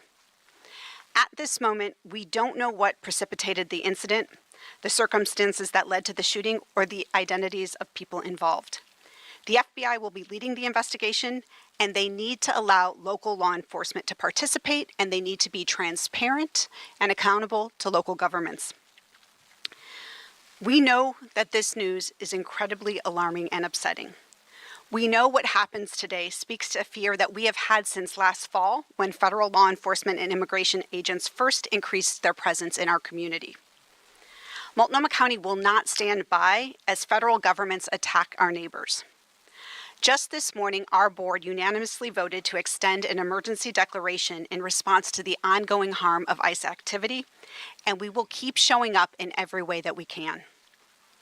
During our vote, I shared that over the holidays, my office received a string of emails and calls from neighbors in the Brentwood-Darlington neighborhood who are asking for help to find 2 neighbors who were kidnapped by federal agents the day after Christmas. Both of these people are the primary breadwinners for their families, and their children attend the local elementary school. As a parent, my heart breaks for their families and the whole community that has been impacted by these cruel actions. Add to this the horrific murder of Renee Nicole Good in Minnesota, the dozens of lives that have been lost in ICE detention this year, and now a shooting here in Portland. And we can only conclude that this federal activity is a threat to our entire community and is a threat that is growing every day. In light of this, our community is calling on us to act, to deploy resources to support the families impacted by federal activity, and to do all that's in our power to ensure the safety of neighbors going forward. That's what the state of Oregon, Portland, and Multnomah County leaders have done and will continue to do as we respond to this crisis. That's what the people of Portland have done, representing the best of Portland to the whole nation as we continue to stand up for injustice. Thank you to all of you who have come out to protest the cruel and authoritarian actions of this administration while representing Portland's values. Keep showing up the way you have been. Keep raising your voices. Keep showing everyone who we are. Our neighbors and the literal crosshairs of this administration need your support now more than ever. Our solidarity is our strength. These are dark times. There's no getting around that. But I know that together we will persevere. Thank you. And now I would like to turn it over to Portland City Councilor Loretta Smith. Good evening. My name is Loretta Smith, and I'm a counselor from District 1. I stand here with my other counselors, Counselor Candace Avalos and Jamie Dunphy. This situation just got real. This is not a PlayStation moment where you can shoot folks and they come back alive again. I live in that district. The struggle was already real for immigrants and refugees who live in our community and our neighborhoods. And now I have to go home and tell my son and my 3 grandkids that they cannot stop for law enforcement because they're going to be afraid by looking at law enforcement that they might have the same thing happen to them that happened today. That is so unconscionable that just a day later, what happened in Minneapolis happening right here in Portland. This is very personal for me. And people who look like me, they shouldn't be afraid to walk around in their neighborhoods, walking to school in the morning with their kids. They should feel comfortable in their neighborhoods. And now we're disarmed now. We don't know who to trust. But I want to say here, I support the mayor, I support the governor in their efforts to do the things that we need to do to get ICE out of our state, in our city, in our neighborhoods. The harassment, the violence, the unconscionable walking around and infiltrating our communities as if we're some sort of third world country. It's not cool. And it's not something that we should support. I feel good, I feel strong standing next to my elected leaders and my community leaders behind me. We have to do whatever we need to do to make sure that ICE is no more. Thank you.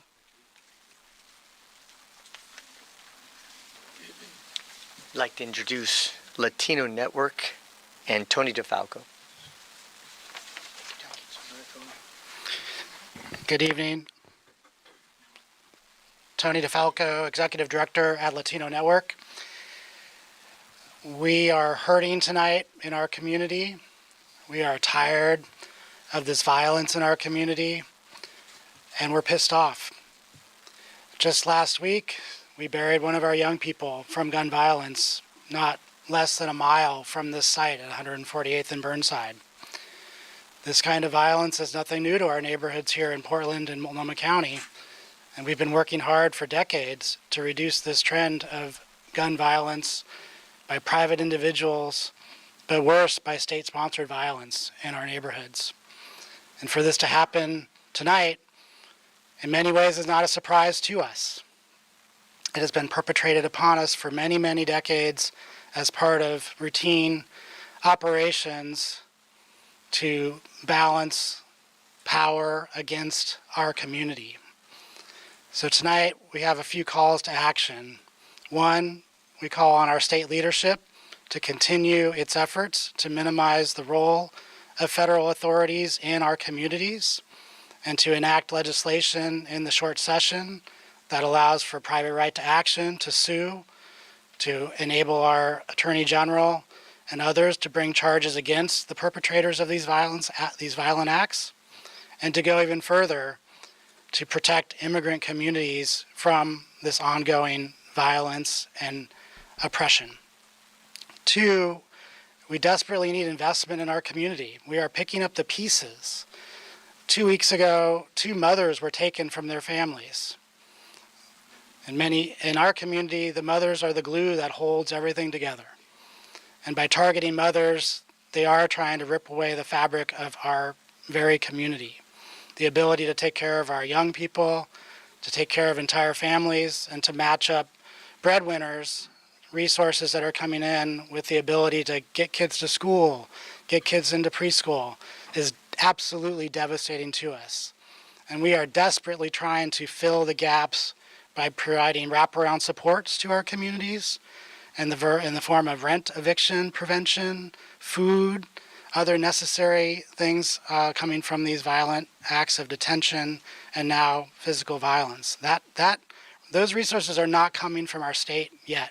We need those resources to come from our state immediately.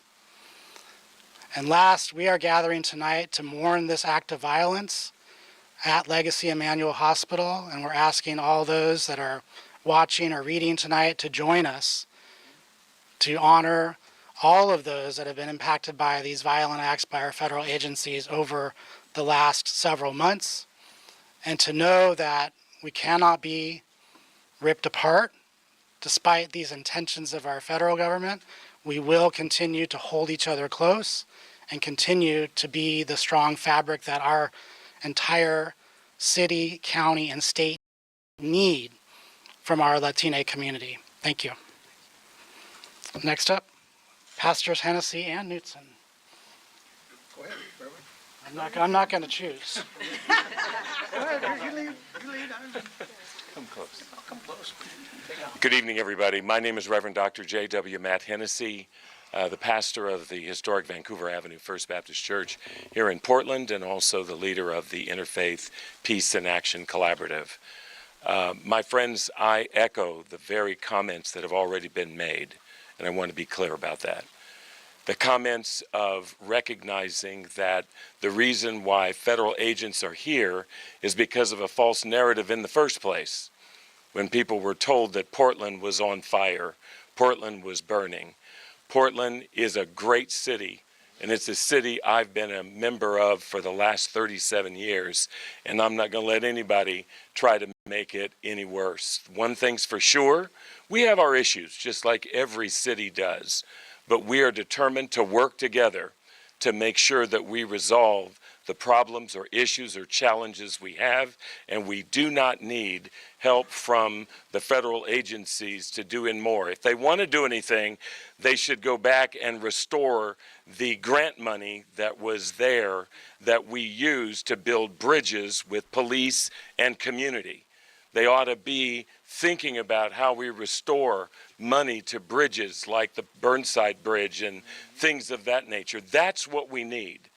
But until then, we're not going to let anybody take our joy. We're not going to let anybody cause us to be afraid. And I want the immigrant community, and specifically, as Tony just spoke about the Latinx community, we are with you. As faith leaders, as members of the black community, I want you to know you are our brothers and sisters, and nobody is going to stop us, and nobody is going to break the chain of our belief in working together. So we will work together. Those who came before us and the allies who worked with them, they had worse situations going on, but nothing stopped them. And I end on the fact that I still recall that one of my favorite verses of We Shall Overcome is the verse that says, we are not afraid. We are not afraid, and we will not be made to fear. We are going to rise above it, reach out to one another, and do everything that we can to work together, pray together, protest together, peacefully together, and remember, let's not take the bait. We can do this peacefully, and peace and love always win. Yes.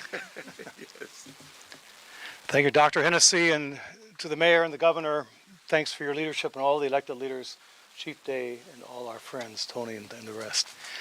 My name is Reverend Dr. W.J. Mark Knutson, Senior Pastor, Augustana Lutheran Church, a church that declared sanctuary my first year there 30 years ago because people were facing deportation. We're in a lawsuit right now with the federal government, with Pacun, our church, a church in Florida, a large Catholic church in San Diego, and the Interfaith Council of San Francisco. It's moving now quickly in the courts. And the National Education Association has joined that as well. So around this country and this city and state, people are weaving together a movement built on nonviolent direct action to challenge what is into something that can be new. I do want to say to the press today, we celebrate your work. You're not fake, you do real news, and you are storytellers. There wouldn't have been a civil rights movement or a farm workers movement in the same manner without the press being there to cover it. So thank you, and know you're valued. Let me say this, my 1 minute's almost up. I followed a Baptist pastor, so I can take a little bit more time. But I want to say this. We're coming up on the King weekend. And a year ago, we backed our 30th King service back a week until this new administration came into office. Mayor, you came and spoke at that. And we packed the church. People were ready a year ago, January, to stand up and stand in solidarity. Our prayers are number one with our immigrant siblings, the couple that's in trouble today. We have members from 23 countries. I don't know if that's not one of our members from Venezuela and his wife. It's going through all of our minds. Some of my colleagues say, you were crying. I was crying. We are all crying. We are so torn in this moment, and with a very diverse family myself, as a white male, I can drive around. But my son, my wife, my grandson, daughter, others, our biggest extended family, it's dangerous out there. And so to know this, the faith community, interfaith, we work closely together in Oregon. Our Native American spiritual leaders on whose land we stand. Jewish leaders, Muslim leaders, Hindu leaders, Sikh leaders, Christian leaders, other people of faith and people of just goodwill to say enough is enough. This cannot continue. It is inhuman. With King's celebration coming up in just a week, his last couple sermons at Ebenezer and then at the National Cathedral and then at Riverside Church in New York, he said the biggest purveyor of violence in the world in 1968, the week before he was murdered, is our own government. Those words 60 years later train truly, because we have sisters and brothers who are us, our brown and black siblings, our LGBTQ members are afraid tonight, and we should all be standing in fear and holding together one another and saying to this man in the White House, and I know you're watching, I'll call you out, study your scripture. Don't be doing theological malpractice. Study your scriptures. What does the Lord require of you but to do justice, love kindness, walk humbly with the Creator and with one another. And in that spirit, Oregon, you've shown we can do this nonviolently. Read the 6 principles of nonviolent direct action. Keep doing what you are doing in a peaceful way. We shall overcome. God bless all of you. God bless our elected leaders, our civic leaders. All of us together, we can do this. Thank you.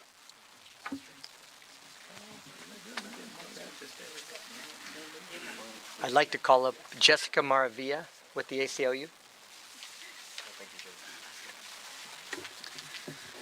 This is tall. Okay. Good evening. My name is Jessica Maravilla, and I'm the Policy Director for the ACLU of Oregon. We're an organization dedicated to protecting civil liberties and civil rights, and a core part of our work is defending immigrant and refugee rights. As you heard today, less than 24 hours after Renee Nicole Good was shot and killed by ICE in Minneapolis, 2 people in our communities were shot by ICE here in Portland. Our hearts are with those who were injured, their families, and with everyone carrying fear tonight, because this is not an isolated incident. This is the continuation of ICE harming our communities. While there is still much we don't know, we do know this. People are in the hospital tonight because of the actions taken by our federal government, funded by our tax dollars. And this did not happen in isolation. For months, federal immigration agencies have operated with impunity, deploying heavily armed agents into American communities, smashing car windows, dragging people from their vehicles, tear gassing peaceful protesters, and terrorizing neighborhoods. This is what it looks like when a government brings a war posture into everyday life, into streets, into sidewalks, and communities where people are supposed to be safe. Si sienten rabia, no están exagerando. Esta no es seguridad. No es seguridad pública. Es intimidación como política. Everyone deserves dignity. People deserve to go to work, to take their kids to school, to go to medical appointments, to live their everyday lives and stand in solidarity with neighbors being harmed, without fear of being detained, harmed, or killed by the federal government. Nadie debería vivir con miedo simplemente por existir. No human being is collateral damage. Renee Good and the 2 community members shot today are human beings. They are our neighbors. Her death, alongside the violence we witness here today, is a warning about what happens when cruelty is normalized and accountability disappears. This is about law versus lawlessness, dignity versus fear, and whether we will tolerate violence carried out in our name. We cannot undo what has already happened, but we can refuse what comes next. We can demand accountability, insist on transparency, and stand together calmly, firmly, and peacefully to protect one another. La verdadera seguridad nace de la comunidad, del respeto y de los derechos humanos. Y eso es lo que seguiremos defendiendo juntos. We are working with our state elected leaders to advance legislation next month, and we want to demand more transparency, meaningful accountability, because public safety must never come at the expense of human rights. As our community is now saying, enough is enough. Not a slogan, as a practice.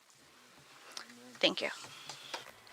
We've been listening in on a Portland police press conference happening right now in downtown Portland. A number of people speaking at that press conference, among them Chief Bob Day, Mayor Keith Wilson, Governor Tina Kotek, Senator Casey Jama from the Oregon Legislature, Jessica Vega-Peterson, along with City Councilor Loretta Smith, and a number of nonprofits as well as faith leaders in our area. Certainly a unified front in the events and the circumstances of today, which is, we understand, a federal agent working for Customs and Border Protection shot 2 people during a what they called a targeted vehicle stop. They say Homeland Security says the agent fired a defensive shot when the driver drove off. I just want to recap a little bit of what we heard. I should mention as well, a 33-year-old man, a 32-year-old woman injured, both, as far as we know, in the hospital. That's the latest information there. Just some of the feelings coming up tonight from Chief Day, saying there's uncertainty, there's fear, there's sadness, and it's real. Governor Kotek saying she is shaken and outraged by this. I want to note something which is really interesting, especially coming 24 hours after Minnesota, where there is surveillance video of the shooting, where 37-year-old Renee Good lost her life when she was shot by an ICE agent. In that case, you saw a lot of officials jumping very quickly. The mayor of Minneapolis, for one, jumping on the video, what they saw, casting judgment, saying, well, our account, what we're seeing doesn't match up with the official account here. You didn't see that in that news conference. You heard the police chief, you heard the mayor, you heard the governor sort of reserving judgment, calling for a complete and transparent investigation. What's interesting, though, is Mayor Keith Wilson saying, in terms of the official federal response, which alleges or says that the people in this vehicle that tried to hit somebody were gang members, him saying, quote, there was a time when we could take the federal government at their word. That time has long passed, end quote. And the incident today, it happened at 2 separate locations, one at about 2:15 today in Southeast Portland, Southeast Main, and 102nd. The second location where a man called police. When police arrived, they found 2 people shot. That is where our Alma McCarty is tonight at Northeast 146th Avenue and East Burnside. Alma, during that press conference, we saw a bit of video pop up of a red Toyota. We know that from NBC sources, agents apparently stopped a red Toyota whose driver then, they say, attempted to flee, striking an unidentified agent. So what did you see on the ground where you are? Yeah, Christine, I can tell you that it was a red Toyota Tacoma, and the driver's side mirror appeared to be covered up with some sort of a barrier, as though it had been shot out. We know that now behind me, it's a completely different scene. All of the police tape that I can see from this vantage point has been taken down. Take a look at this. This is the video of the tow truck that is pulling the Toyota Tacoma out of the parking lot. I can tell you that lots and lots of people were standing around waiting for this particular moment, waiting to get it on camera, waiting to see it from their balconies across the street. And really, that seems to be the last bit that the investigators were working on before taking down the police tape and, for the most part, abandoning this area. They have, from what I can see, I wasn't able to go back and check the parking lot yet, but from what I can see is most folks have left at this point. Again, this was a red Toyota Tacoma, and it seems to be really the focus of a lot of the investigation itself, because that was the thing, that was the vehicle that the tow truck grabbed, that was the vehicle that the tow truck pulled out. We don't know kind of how it is related to the case in terms of whether it is the driver's vehicle, who owns it. However, now that that has been taken away from the scene is pretty much wrapped up. However, there are many people still out here and still curious about this entire situation, from what happened at the hospital to what happened here on East Burnside and 146th. Back to you. Yeah, appreciate your reporting out there, Alma. Thank you. And as Alma was talking about, that red Toyota was in an operation that was dubbed Operation Oregon. Again, this is from NBC News sources, and according to their sources, the individuals in that red Toyota were a 33-year-old man and a 32-year-old woman. Of course, DHS also saying that, as David mentioned earlier, that this was a targeted vehicle stop where the target was a, quote, Venezuelan illegal alien, part of the Trindagua prostitution ring. Yeah, suspected Venezuelan gang members, according to Homeland Security. Not providing more evidence than that, though. They're saying it was a targeted traffic stop. Somebody tried to run over an agent, essentially, and that's when a shot were fired. We don't know from that video. You saw sort of the white paper over the window. It's hard to know what's behind that. So I don't know if there's a bullet hole in the glass, if the window's missing. That's all part of the investigation being led by the FBI. Here again, 2 locations, a shooting outside a medical center, and then 3 miles east where we believe the suspects or the victims, it's hard to know what to call them at this point, the survivors of the shooting, I should say, apparently drove themselves. I want to bring in Evan Watson, though, in the newsroom, because, Evan, you have some brand new information coming in. What did you learn? Yeah, when it comes to David, Christine, the first responders who showed up to take the 2 people shot to the hospital, what we have just kind of confirmed and got in is the moments after medics got the call through dispatch and emergency response audio. We're able to get a bit more of a picture of those moments immediately following the shooting. Here are medics and first responders explaining the situation that they responded to earlier this afternoon, the 2 shooting victims' initial condition, where they were shot, and how they were doing at that time. Engine 7 with Medic 314 and Medic 321 on a shooting. It looks like caller saying that he was shot twice by ICE and his wife was shot as well.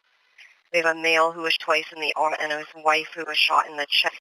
This is Medic 314. We're coming to you from approximately 146th and Burnside with a 33-year-old female who has a GSW to the upper left breast. I don't see an exit wound. Lung sounds are clear. Hispanic male, English, Spanish speaking only, 2 gunshot wounds. Different medics and first responders describing what they saw this afternoon, saying the man and the women only spoke Spanish. Over dispatch, they said they took them to 2 separate hospitals. It's not immediately clear why that decision was made. And one medic said the female who was shot was alert and oriented at the time they were transferring her to the hospital for care. That's what we know from the moments after the shooting, before medics reached those hospitals, based on that dispatch audio. Christine, David? That's really our first glimpse, Evan, of the sense of what these injuries were, with a woman shot in the chest there, you said, 33-year-old woman and 32-year-old or 33-year-old man as well, both in their 30s, taken to the hospital there. Evan Watson in the newsroom. Yeah, and this really emphasizes that we are learning bit by bit, just a little bit more as the night goes on. More information, again, we talked about that red Toyota Tacoma. We finally saw images of it from Alma McCarty's reporting. Now, we just heard those dispatch calls through Evan Watson's reporting there. I want to just reiterate again, we do not know the condition of the 2 victims or survivors here in this case. We'll refer to them as survivors, but Homeland Security saying, you know, they're suspected gang members and the shooting was, in their words, justified as an agent firing a shot in self-defense. All unconfirmed as the investigation continues. What's really interesting, Christine, is listening to that news conference by officials, what I think lasted the better part of this hour, is you had officials unified and talking about the uncertainty and the fear they're feeling right now, but also those calls for peace, for calm, for transparency, right? You had Pastor Mark Hennessy there saying, once again, we've heard this before, let us not take the bait, meaning let us not have any violence. It's, you know, peaceful protests, and we heard this, absolutely a God-given right. It's something we expect. We expect people to gather and to raise their voices and to hold vigils and to make their voices heard over what they see or don't see, or their opinions or political positions or policies and all of that, or the president for that matter. but officials again drawing that line between peaceful protest and violence. Absolutely. Yeah, Chief Bob Day asking everyone to stay calm. Mayor Keith Wilson calling on ICE to halt their operations in Portland. That is until a full investigation can be done. And of course, as you said, Governor Tina Kotek saying we should be in peaceful opposition. That's what she said during the press conference and, quote, not to take the bait. It's interesting, while the FBI is running the investigation, there were no federal officials at this news conference. It was a state, city, and I should say county sort of affair there, and that's really the missing piece there. The Portland police supporting the FBI, they're careful to draw that line and saying they're not involved in immigration matters, but that's really the missing piece at this stage, other than sort of the reporting we have from NBC News saying this was Venezuelan gang members and Homeland Security saying it was a agent who fired a defensive shot. There's just not a lot of clarity at this point. And speaking of all those leaders, we heard from city leaders as well. Our Celine Stevens has been hearing from city leaders all night long, from our city councilors to other folks who have showed up at City Hall in downtown Portland to protest or for a vigil. Celine. And it is Christine, that's where I'm at right now. And over the last hour or so, the crowd here has really grown, probably around 200 people, maybe more. There's people filling this entire plaza and onto the sidewalk behind the camera here. So a lot of people, the main theme has been people calling to abolish ICE. We had a lot of speakers here, a lot of organizers, and right now city councilors are speaking. We just heard from Canal, right now Avalos is speaking, and they were saying that their thoughts are with the family and with Renee Good, as well as the people who are hospitalized, and even saying those who are detained. And so really that's been the theme of what people have been talking about tonight with Councilor Canal. And I'm not sure if you could hear that, but there is some language, of course. Right now we are at a rally, but again, people are pretty passionate, but it's been a pretty peaceful rally as well. Just a lot of people here. People have their candles and their signs, and people are really just trying to have the message known and sharing their feelings about this incident that happened earlier today. I'm not sure how much we can see. If you're pushing that way, where Councilor Avalos is speaking on the microphone again, just a lot of people that have come out in the past hour. And this crowd started with about 5 people, and now people are spilling off the sidewalks.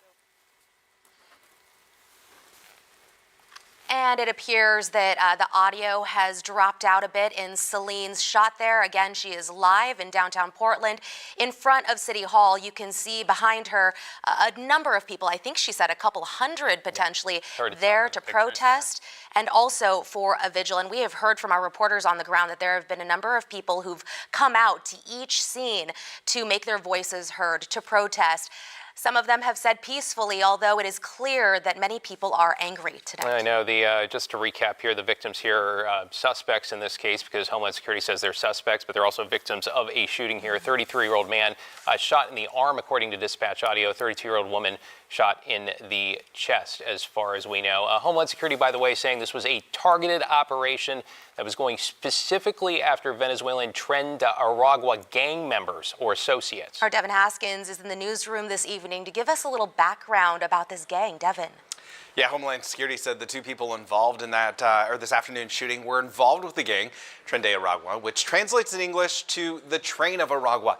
Over a decade ago, it was started by prisoners inside a Venezuelan prison and then expanded outside the country and eventually making its way to the United States. Gang members have been linked to shootings in several U.S. states, from Illinois, Texas, New York, and Florida.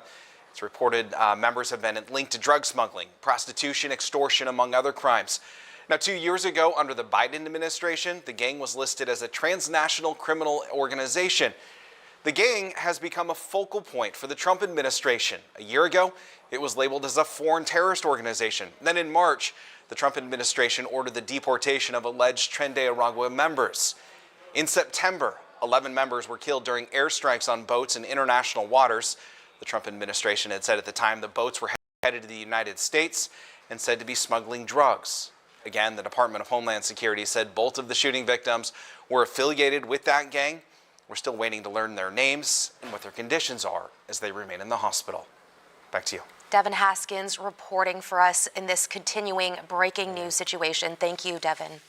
It's been a eventful afternoon, to say the least, with a federal agent shooting two people in East Portland near the Adventist Medical Center there around 2:15 this afternoon. Homeland Security saying that shooting was defensive. They were trying to do a targeted vehicle stop on gang members. Agent fired a defensive shot. The two people drove off in a red Toyota Tacoma we've been able to police together. Went about 3 miles to this area. It's in the Hazelwood neighborhood, about 146th and East Burnside there, where there was a 911 call, we understand, from the man who was injured, describing in Spanish that he had been wounded, the side of his chest, that a woman, potentially his wife, at least according to the dispatch audio, had also been wounded. They're taken to the hospital, separate hospitals, according to reporting from our Evan Watson there. We do not have an update at this point on their condition. Yeah, we don't have an update on their condition. We have also heard from a number of city and state and county officials this evening in a press conference that we aired live at 6 o'clock with Portland Police. A lot of our city, state, county leaders calling for calm and patience as the investigation continues, because at this point, information is coming out, but at a slow trickle. Mayor Keith Wilson calling on ICE to halt all operations in Portland. That is until a full investigation can be done. Governor Tina Kotek asking for peaceful opposition at this point. And the FBI leading that investigation, Portland Police providing whatever assistance they can. But the FBI running the show here, we've heard very little from them other than saying that they are investigating what they call an assault on federal officers. They're coming up on the top of the hour here. We're going to take a quick break. Top of the hour, 7 o'clock. We'll be back with you with more on the breaking news. Stay with us.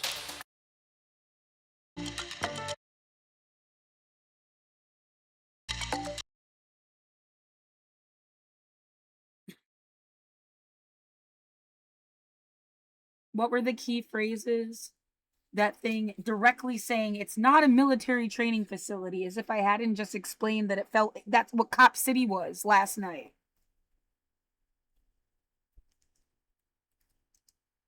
I played this last night, right? I ask myself, obviously.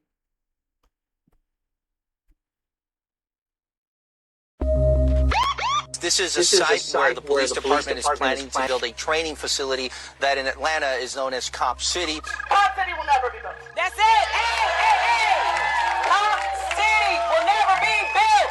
Cop City will never be built. We don't want Cop City here, and we don't want it anywhere. Thank you. Atlanta police are now charging 23 people with domestic terrorism after what police call a coordinated attack. It's not a cop city. This is for police officers, firefighters, emergency medical responders. This is for our safety. After a shootout near Cop City left a protester dead and a Georgia State Patrol trooper wounded. Your men well died for this. Yeah. Was it worth it? We will see.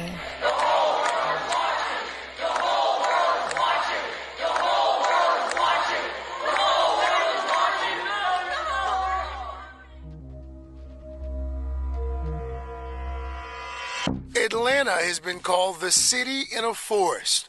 This 300-acre section of city-owned land in the South River Forest is one of Atlanta's largest remaining green spaces.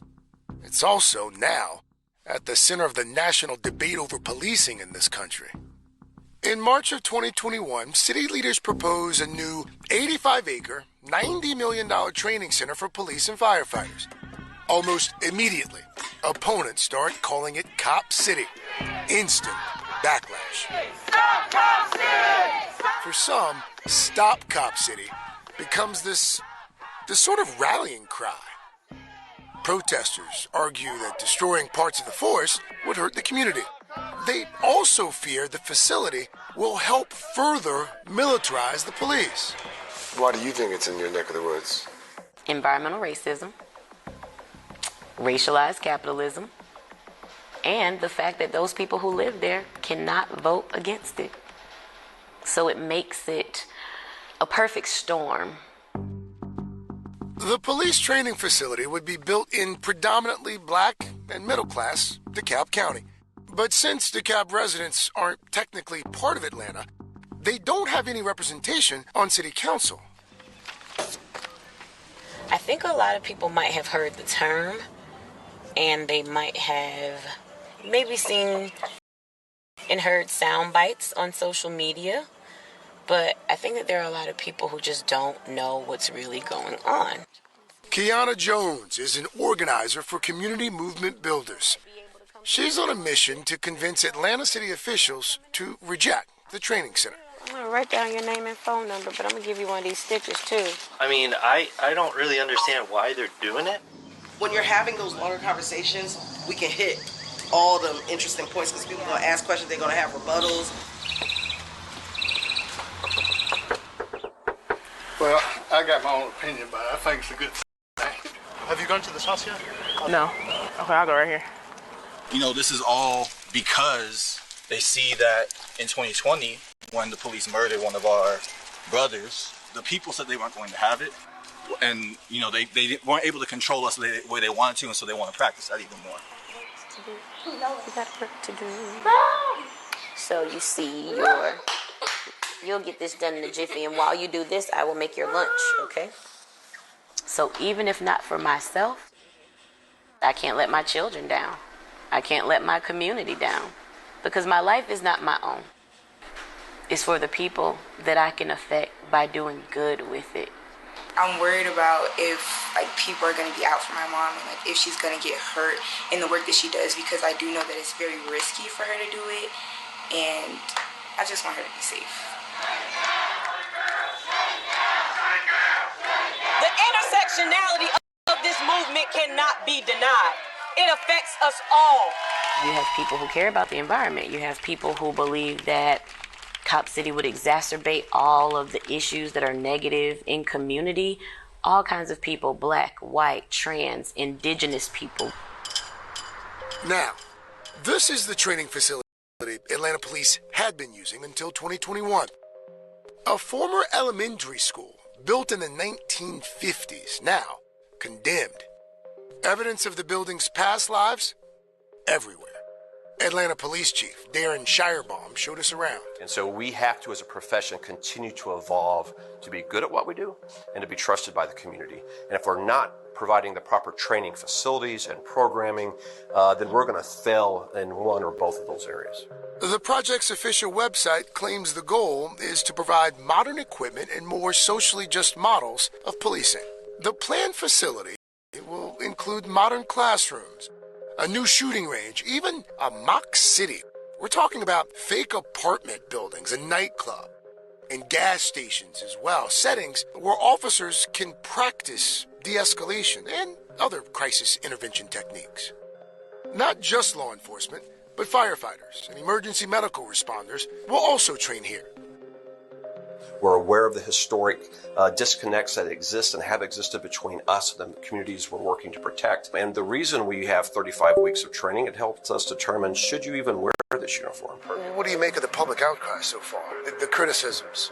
So the thing that really strikes home for me is, are we militarizing our police? That is a national point of concern. And I can say this as a chief of police, I will never lead a militarized police department. What I have to do is lead a group of men and women that are ready to counter any emergency that will arise in the streets of Atlanta, Georgia. Look across our nation in the last year. We've had active shooting events at 4th of July parades. We have active shooting events inside of schools, at gay clubs, at shopping center, and houses of worship. We have to be ready for that. So the original plans for this space actually changed. In 2017, Atlanta City Planning Department declares parts of the South River Forest will become green spaces, open to the public. But in 2021, then Mayor Keisha Lance Bottoms unveils plans for the training facility instead. But I'm confident that at the end of this work, Atlanta will influence public safety policies across the nation. Let me hear you say justice for the people. Justice for the people. Justice for the people. Justice for the people. Justice for the people. Justice for the people. Just because we don't want Cop City does not mean that I believe cops should not be trained. I live at ground zero of this unjust atrocity. Stop Cop City. There's no one here that have said that they want it. During a city council meeting earlier this week, we counted 288 people that stood to speak, and just about all of them were opposed to the plan. Why hasn't there been more vocal support from folks who support it?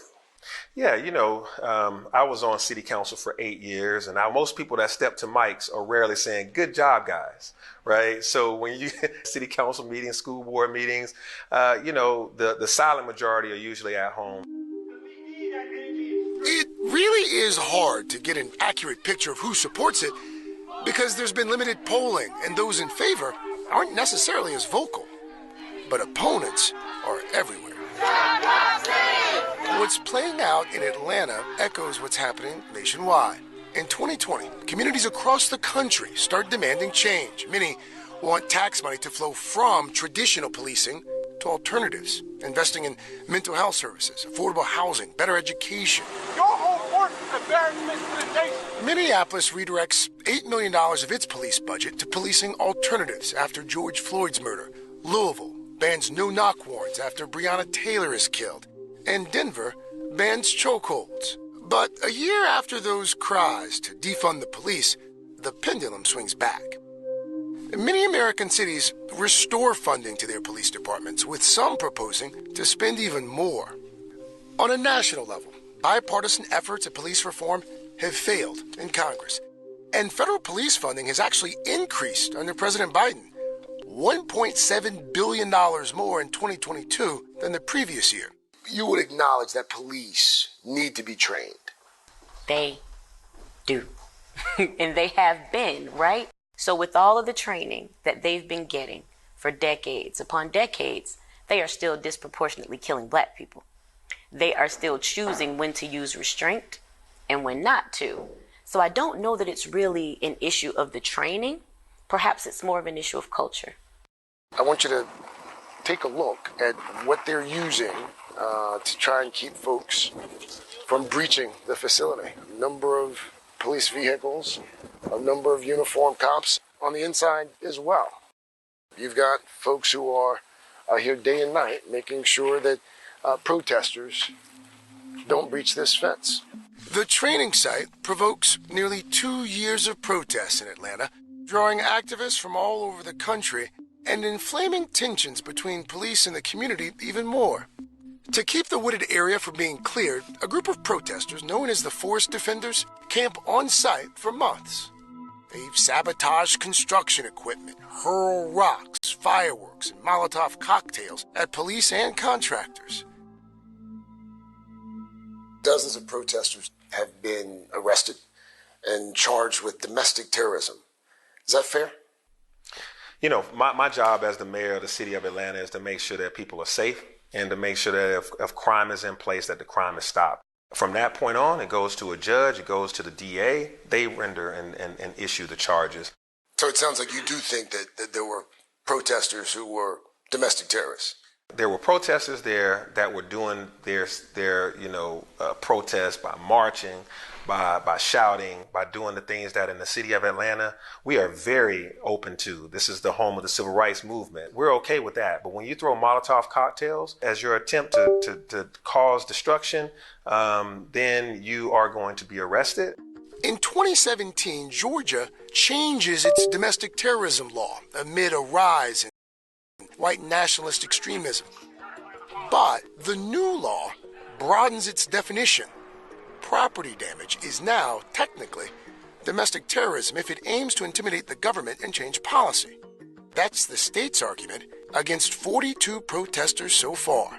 A conviction for domestic terrorism in Georgia carries a sentence of 5 to 35 years in prison. The protests turned deadly this past January.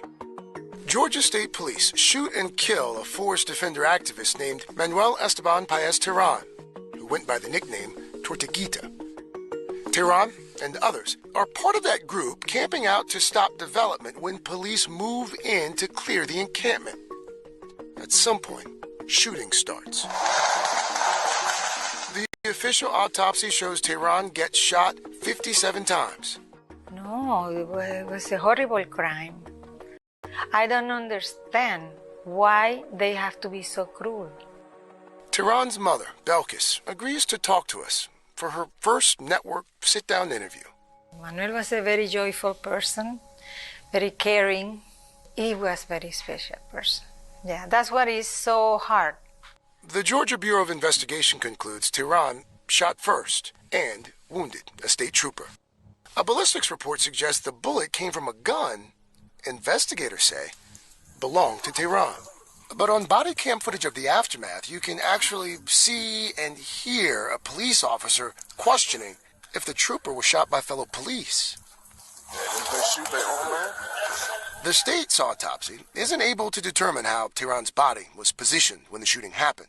But a separate autopsy, commissioned by the Tehran family, finds that exit wounds in both palms indicate both hands were raised when Tortuguita is killed. Have you forgiven the officers who shot Manuel? I never felt angry with them. I think it's the system. The system is corrupted. We have to accept the situation, but not be stupid. I took the torch from Manuel to continue, and now Mama. So I spread the ashes in the forest. His ashes are still there and will be there. I don't want a cop city. Manuel didn't want it, and I don't want it either. The children need this land for the future. We will do as much as we can as a community, because now I'm part of the community. On June 5th, more than 300 people packed City Hall for a meeting that lasts more than 16 hours. In the end, the vote is 11 yeas, 4 nays. The motion to adopt as amended carries. Atlanta City Council approves $31 million in taxpayer money for the training center. The funding for the $90 million facility will come from taxpayers and the Atlanta Police Foundation, a nonprofit that wants the training center built. APF receives millions in donations from some of America's biggest companies like Delta, Waffle House, and Home Depot. Construction is expected to begin in August. It does seem interesting, I think, to a lot of folks that in just the span of 2 or 3 years in this city and around the country, we've gone from defund the police to, you know what, we should build a $90 million training facility for the police. Does that strike you at all as a bit of a contradiction? So this is a nuanced national conversation. So it's not just about the talking points of defunding the police or the talking points of, a cop city. No, this is about how to make sure that we do safety right. De-escalation tactics, teaching people how to resolve conflict. So we're doing co-responder models versus just police going out there dealing with mental health cases. When we think about policing and we think about prevention of crime, we have to talk about the root causes of crime. And that goes back to unstable housing, insufficient food, lack of employment, lack of education, all of the things that affect people because of wealth inequality. What would you say, though, to those who would say, you had an opportunity to oppose the project. Mm-hmm. People spoke their mind, public hearings, they wrote letters, they sent emails, and there was a vote. And it passed. Mm-hmm. And folks should accept the consequences of that vote. Should they? What I would say is, would you have said that to Martin Luther King when he marched for voting rights? Because people love to bring up the name of Dr. King. Would you have said that to John Lewis when he walked across the Pettus Bridge? Would you have said that to anyone that has stood against a law that was unjust? For me, this is my civil rights movement, because the right to breathe clean air, drink clean water, have an adequate green space where my children are not harassed by police, that is a civil right to me. Ain't gonna let Cop City turn us around, turn us around, turn us around. Ain't gonna let Cop City turn us around. We're gonna keep on walking, keep on talking, marching up to freedom land. Ain't gonna let nobody turn us around, turn us around. Turn us around, ain't gonna let nobody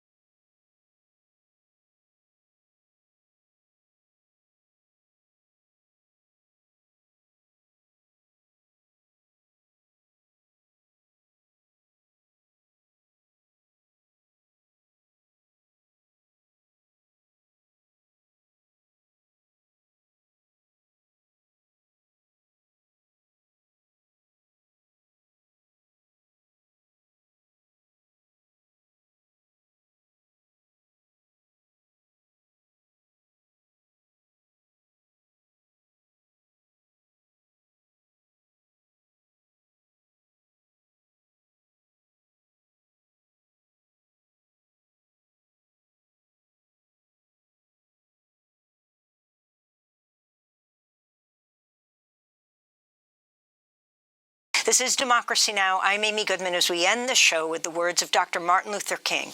He was assassinated April 4th, 1968 at the Lorraine Motel in Memphis, Tennessee, just 39 years old. While Dr. King is primarily celebrated as a civil rights leader, he championed the cause of the poor and organized the Poor People's Campaign to address issues of economic justice. He was also a fierce critic of U.S. foreign policy in the Vietnam War. We're going to play a part of his Beyond Vietnam War speech that he gave a year to the day before he was assassinated here in New York at Riverside Church. I speak as a child of God and brother to the suffering poor of Vietnam. I speak for those whose land is being laid waste, whose homes are being destroyed, whose culture is being subverted. I speak for the poor of America, who are paying the double price of smashed hopes at home and death and corruption in Vietnam. I speak as a citizen of the world, for the world as it stands aghast at the path we have taken. I speak as one who loves America, to the leaders of our own nation. The great initiative in this war is ours. The initiative to stop it must be ours. As I have walked among the desperate, rejected, and angry young men, I have told them that Molotov cocktails and rifles would not solve their problems. I have tried to offer them my deepest compassion while maintaining my conviction that social change comes most meaningfully through nonviolent action. But they ask, and rightly so, what about Vietnam? They ask if our own nation wasn't using massive doses of violence to solve its problems, to bring about the changes it wanted. Their questions hit home, and I knew that I could never again raise my voice against the violence of the oppressed in the ghettos without having first spoken clearly to the greatest purveyor of violence in the world today, my own government. Our only hope today lies in our ability to recapture the revolutionary spirit and go out into a sometimes hostile world, declaring eternal hostility to poverty, racism, and militarism.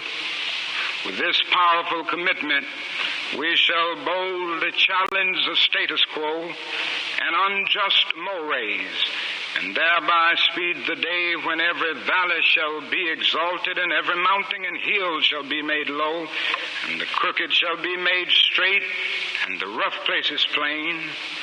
A genuine revolution of values means, in the final analysis, that our loyalties must become ecumenical rather than sectional.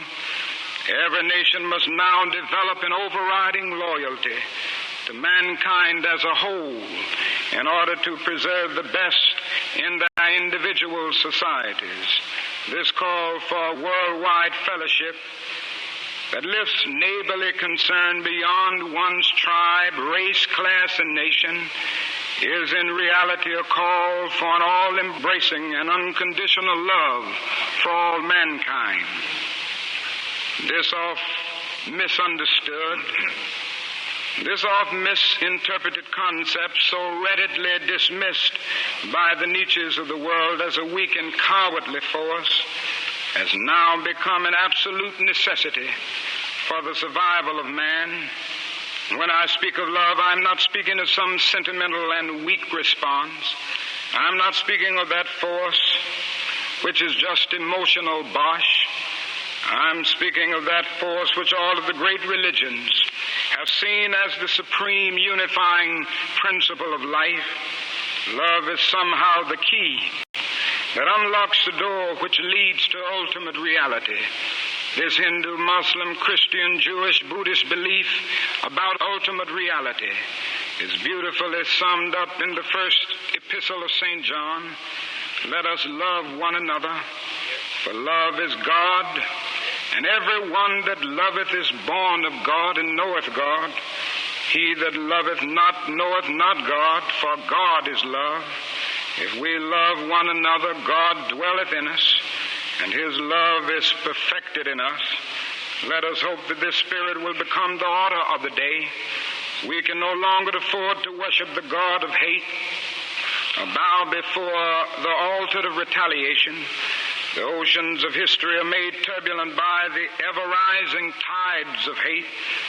History is cluttered with the records of nations and individuals that pursued this self-defeating path of hate. As Arnold Toynbee says, love is the ultimate force that makes for the saving choice of life and good against the damning choice of death and evil. Therefore, the first hope in our inventory must be the hope that love is going to have the last word, unquote. We are now faced with the fact, my friends, that tomorrow is today. We are confronted with the fierce urgency of now. In this unfolding conundrum of life and history, that is such a thing as being too late. Procrastination is still the thief of time. Life often leaves us standing bare, naked, and dejected with a lost opportunity.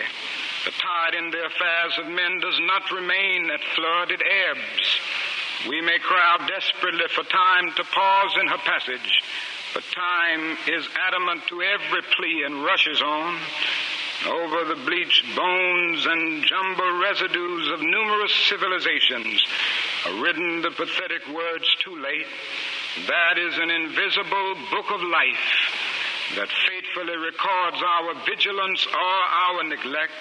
Omar Khayyam is right, the moving finger writes, and having writ moves on.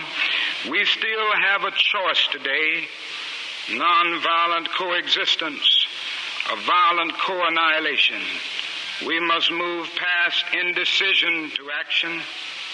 We must find new ways to speak for peace in Vietnam and justice throughout the developing world, a world that borders on our doors. If we do not act, we shall surely be dragged down the long, dark, and shameful corridors of time, reserved for those who possess power without compassion, might without morality, and strength without sight. Now let us begin. Now let us rededicate ourselves to the long and bitter but beautiful struggle for a new world. This is the calling of the sons of God, and our brothers wait eagerly for our response. Shall we say the odds are too great? Shall we tell them the struggle is too hard? Will our message be that the forces of American life militate against their rival as full men, and we send our deepest regrets? Or will there be another message of longing, of hope, of solidarity with their yearnings, of commitment to their cause, whatever the cost? The choice is ours, and though we might prefer it otherwise, we must choose in this crucial moment of human history. As that noble bard of yesterday, James Russell Lowell, eloquently stated, once to every man and nation comes a moment to decide in the strife of truth and falsehood for the good or evil side. Some great cause, God's new Messiah, often eats the gloom of blight, and the choice goes by forever twixt that darkness and that light. Though the cause of evil prosper, yet 'tis truth alone is strong. Though her portion be the scaffold, and upon the throne be wrong, yet that scaffold sways the future. Behind the dim unknown standeth God within the shadow, keeping watch above his own. And if we will only make the right choice, we will be able to transform this pending cosmic elegy into a creative psalm of peace. If we will make the right choice, we will be able to transform the jangling discords of our world into a beautiful symphony of brotherhood.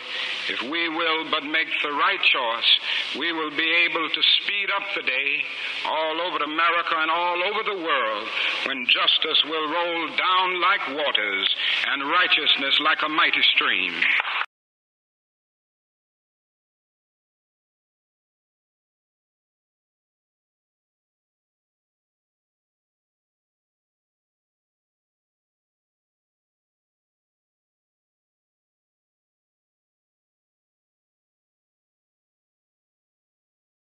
What choice should I make to create a symphony of humanity? What is the best one?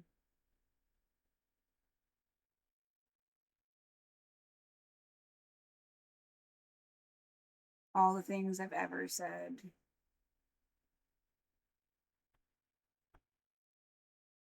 Over and over and over again. How many times has someone played that speech?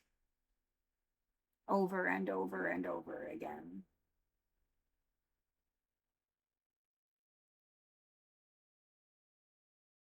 It sounds like they arrested everybody from 2020. You won't even have a chance to find out what the fuck happened to them for years. If you ever do.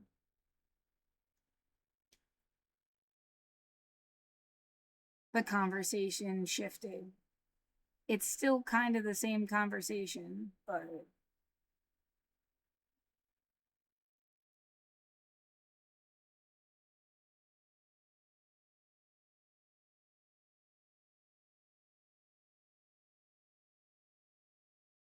oh, it's been, this is almost, yeah, the sense that someone was trying to provoke you into doing this exact thing for days, and they went and like shot people to try to get you to do it is insane.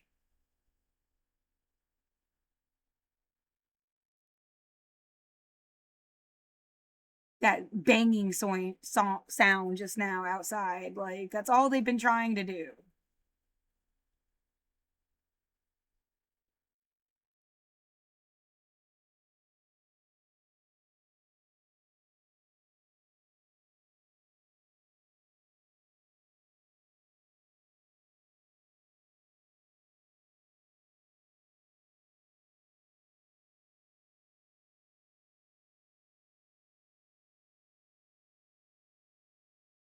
Yeah, just say no, the World War III comes to mind. Why don't you deliberately play it so quiet? The only way someone heard you is if they were stalking you.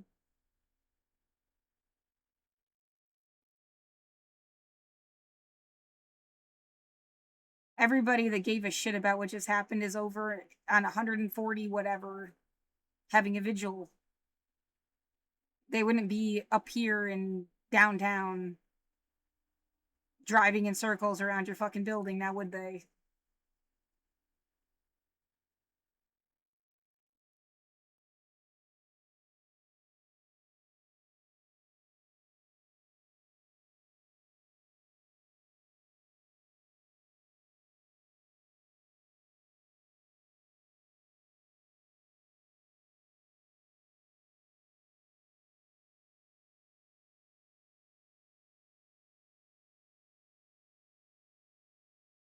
Oh, of course, yeah. Don't be silent about your pain, but also be smarter than the psyop. Like some deranged attempt at orchestrating the news.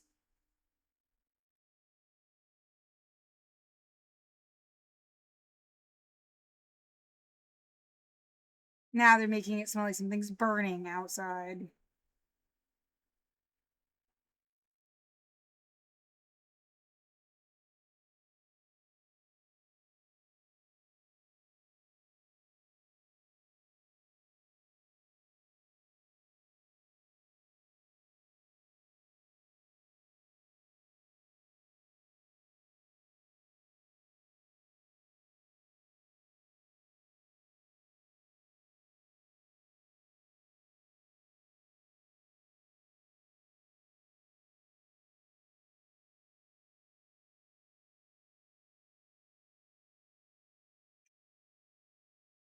Weird that they would be impatient. Weird that they would be pretending like they're deliberately doing things. Weird that they would be trying so hard to force it to look like you were doing stuff that you weren't doing.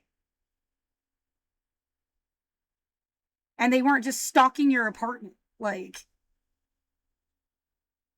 as if you had invited people to come fucking screw with you. Like, no, I never did that. You can stop trying to make it seem that way.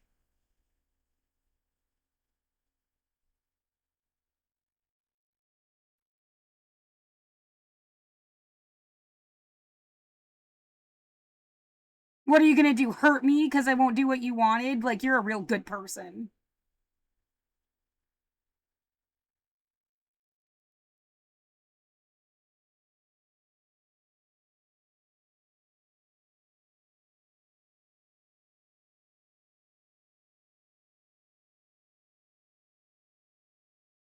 The world stops for no one but you wish it would. How many people will be lost in the chaos? How many stories will go unheard? How many have already slipped through the cracks all over the world?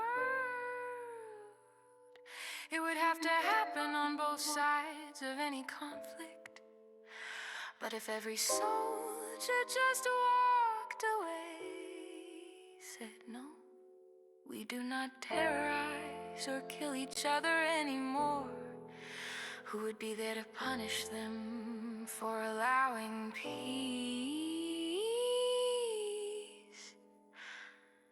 What if they deserve to be haunted?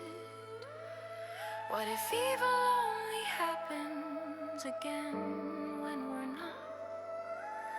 A couple nights ago, someone was sitting under my window playing music. It wasn't heavy or blasting bass, it was kind of pretty. I don't look outside anymore, but I did this time.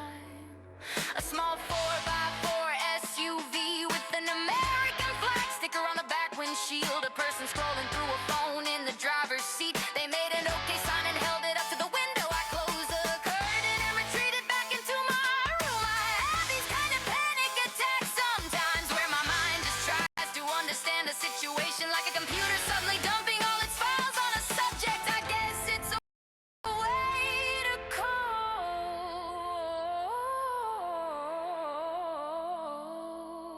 I've read the okay hand sign thing. Started as a joke on 4chan or some other dark and murky part of the internet.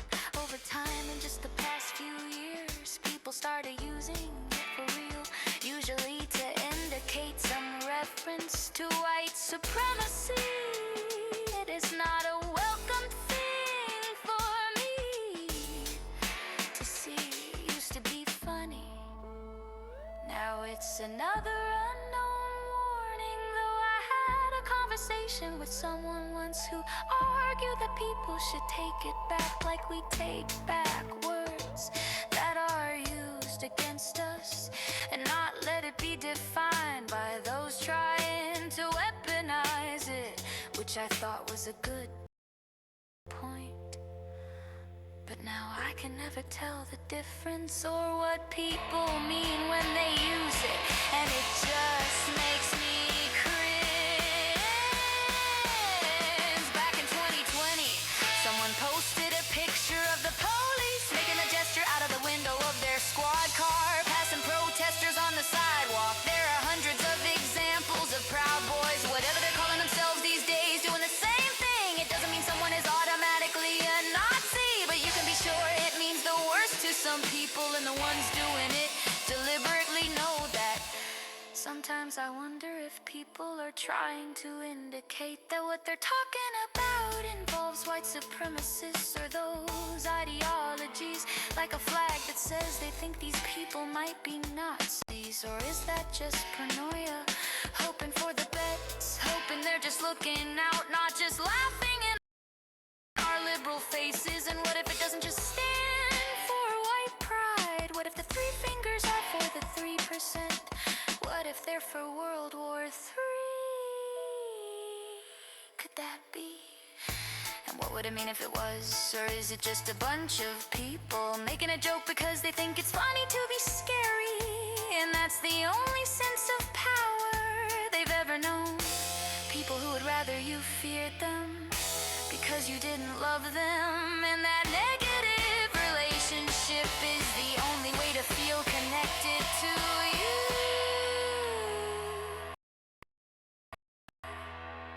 In other words, I'm horrified and I don't know what to do. Just say no to World War III. Just say no to World War III. Just say no to World War whatever. Just say no to the war on agency and medication.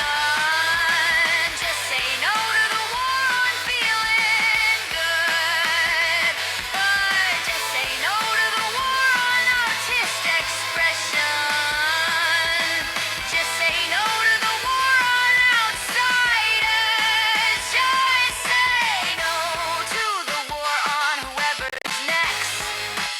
Just say no to the war on whoever's left. Just say no to the bizarro proxy wars we're forced into.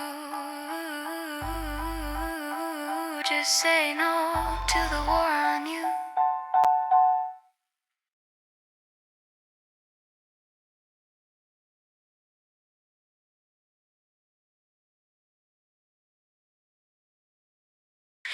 You call me a coward when you're too scared to even tell the truth. I am braver than you'll ever be. Psychops, cults, political agendas, scams, strangle the very life out of this existence. Paid too well by the global theocratic military industrial complex. Minions for murder. The only thing you know how to make are jokes. No one was born just to be fucked with by you.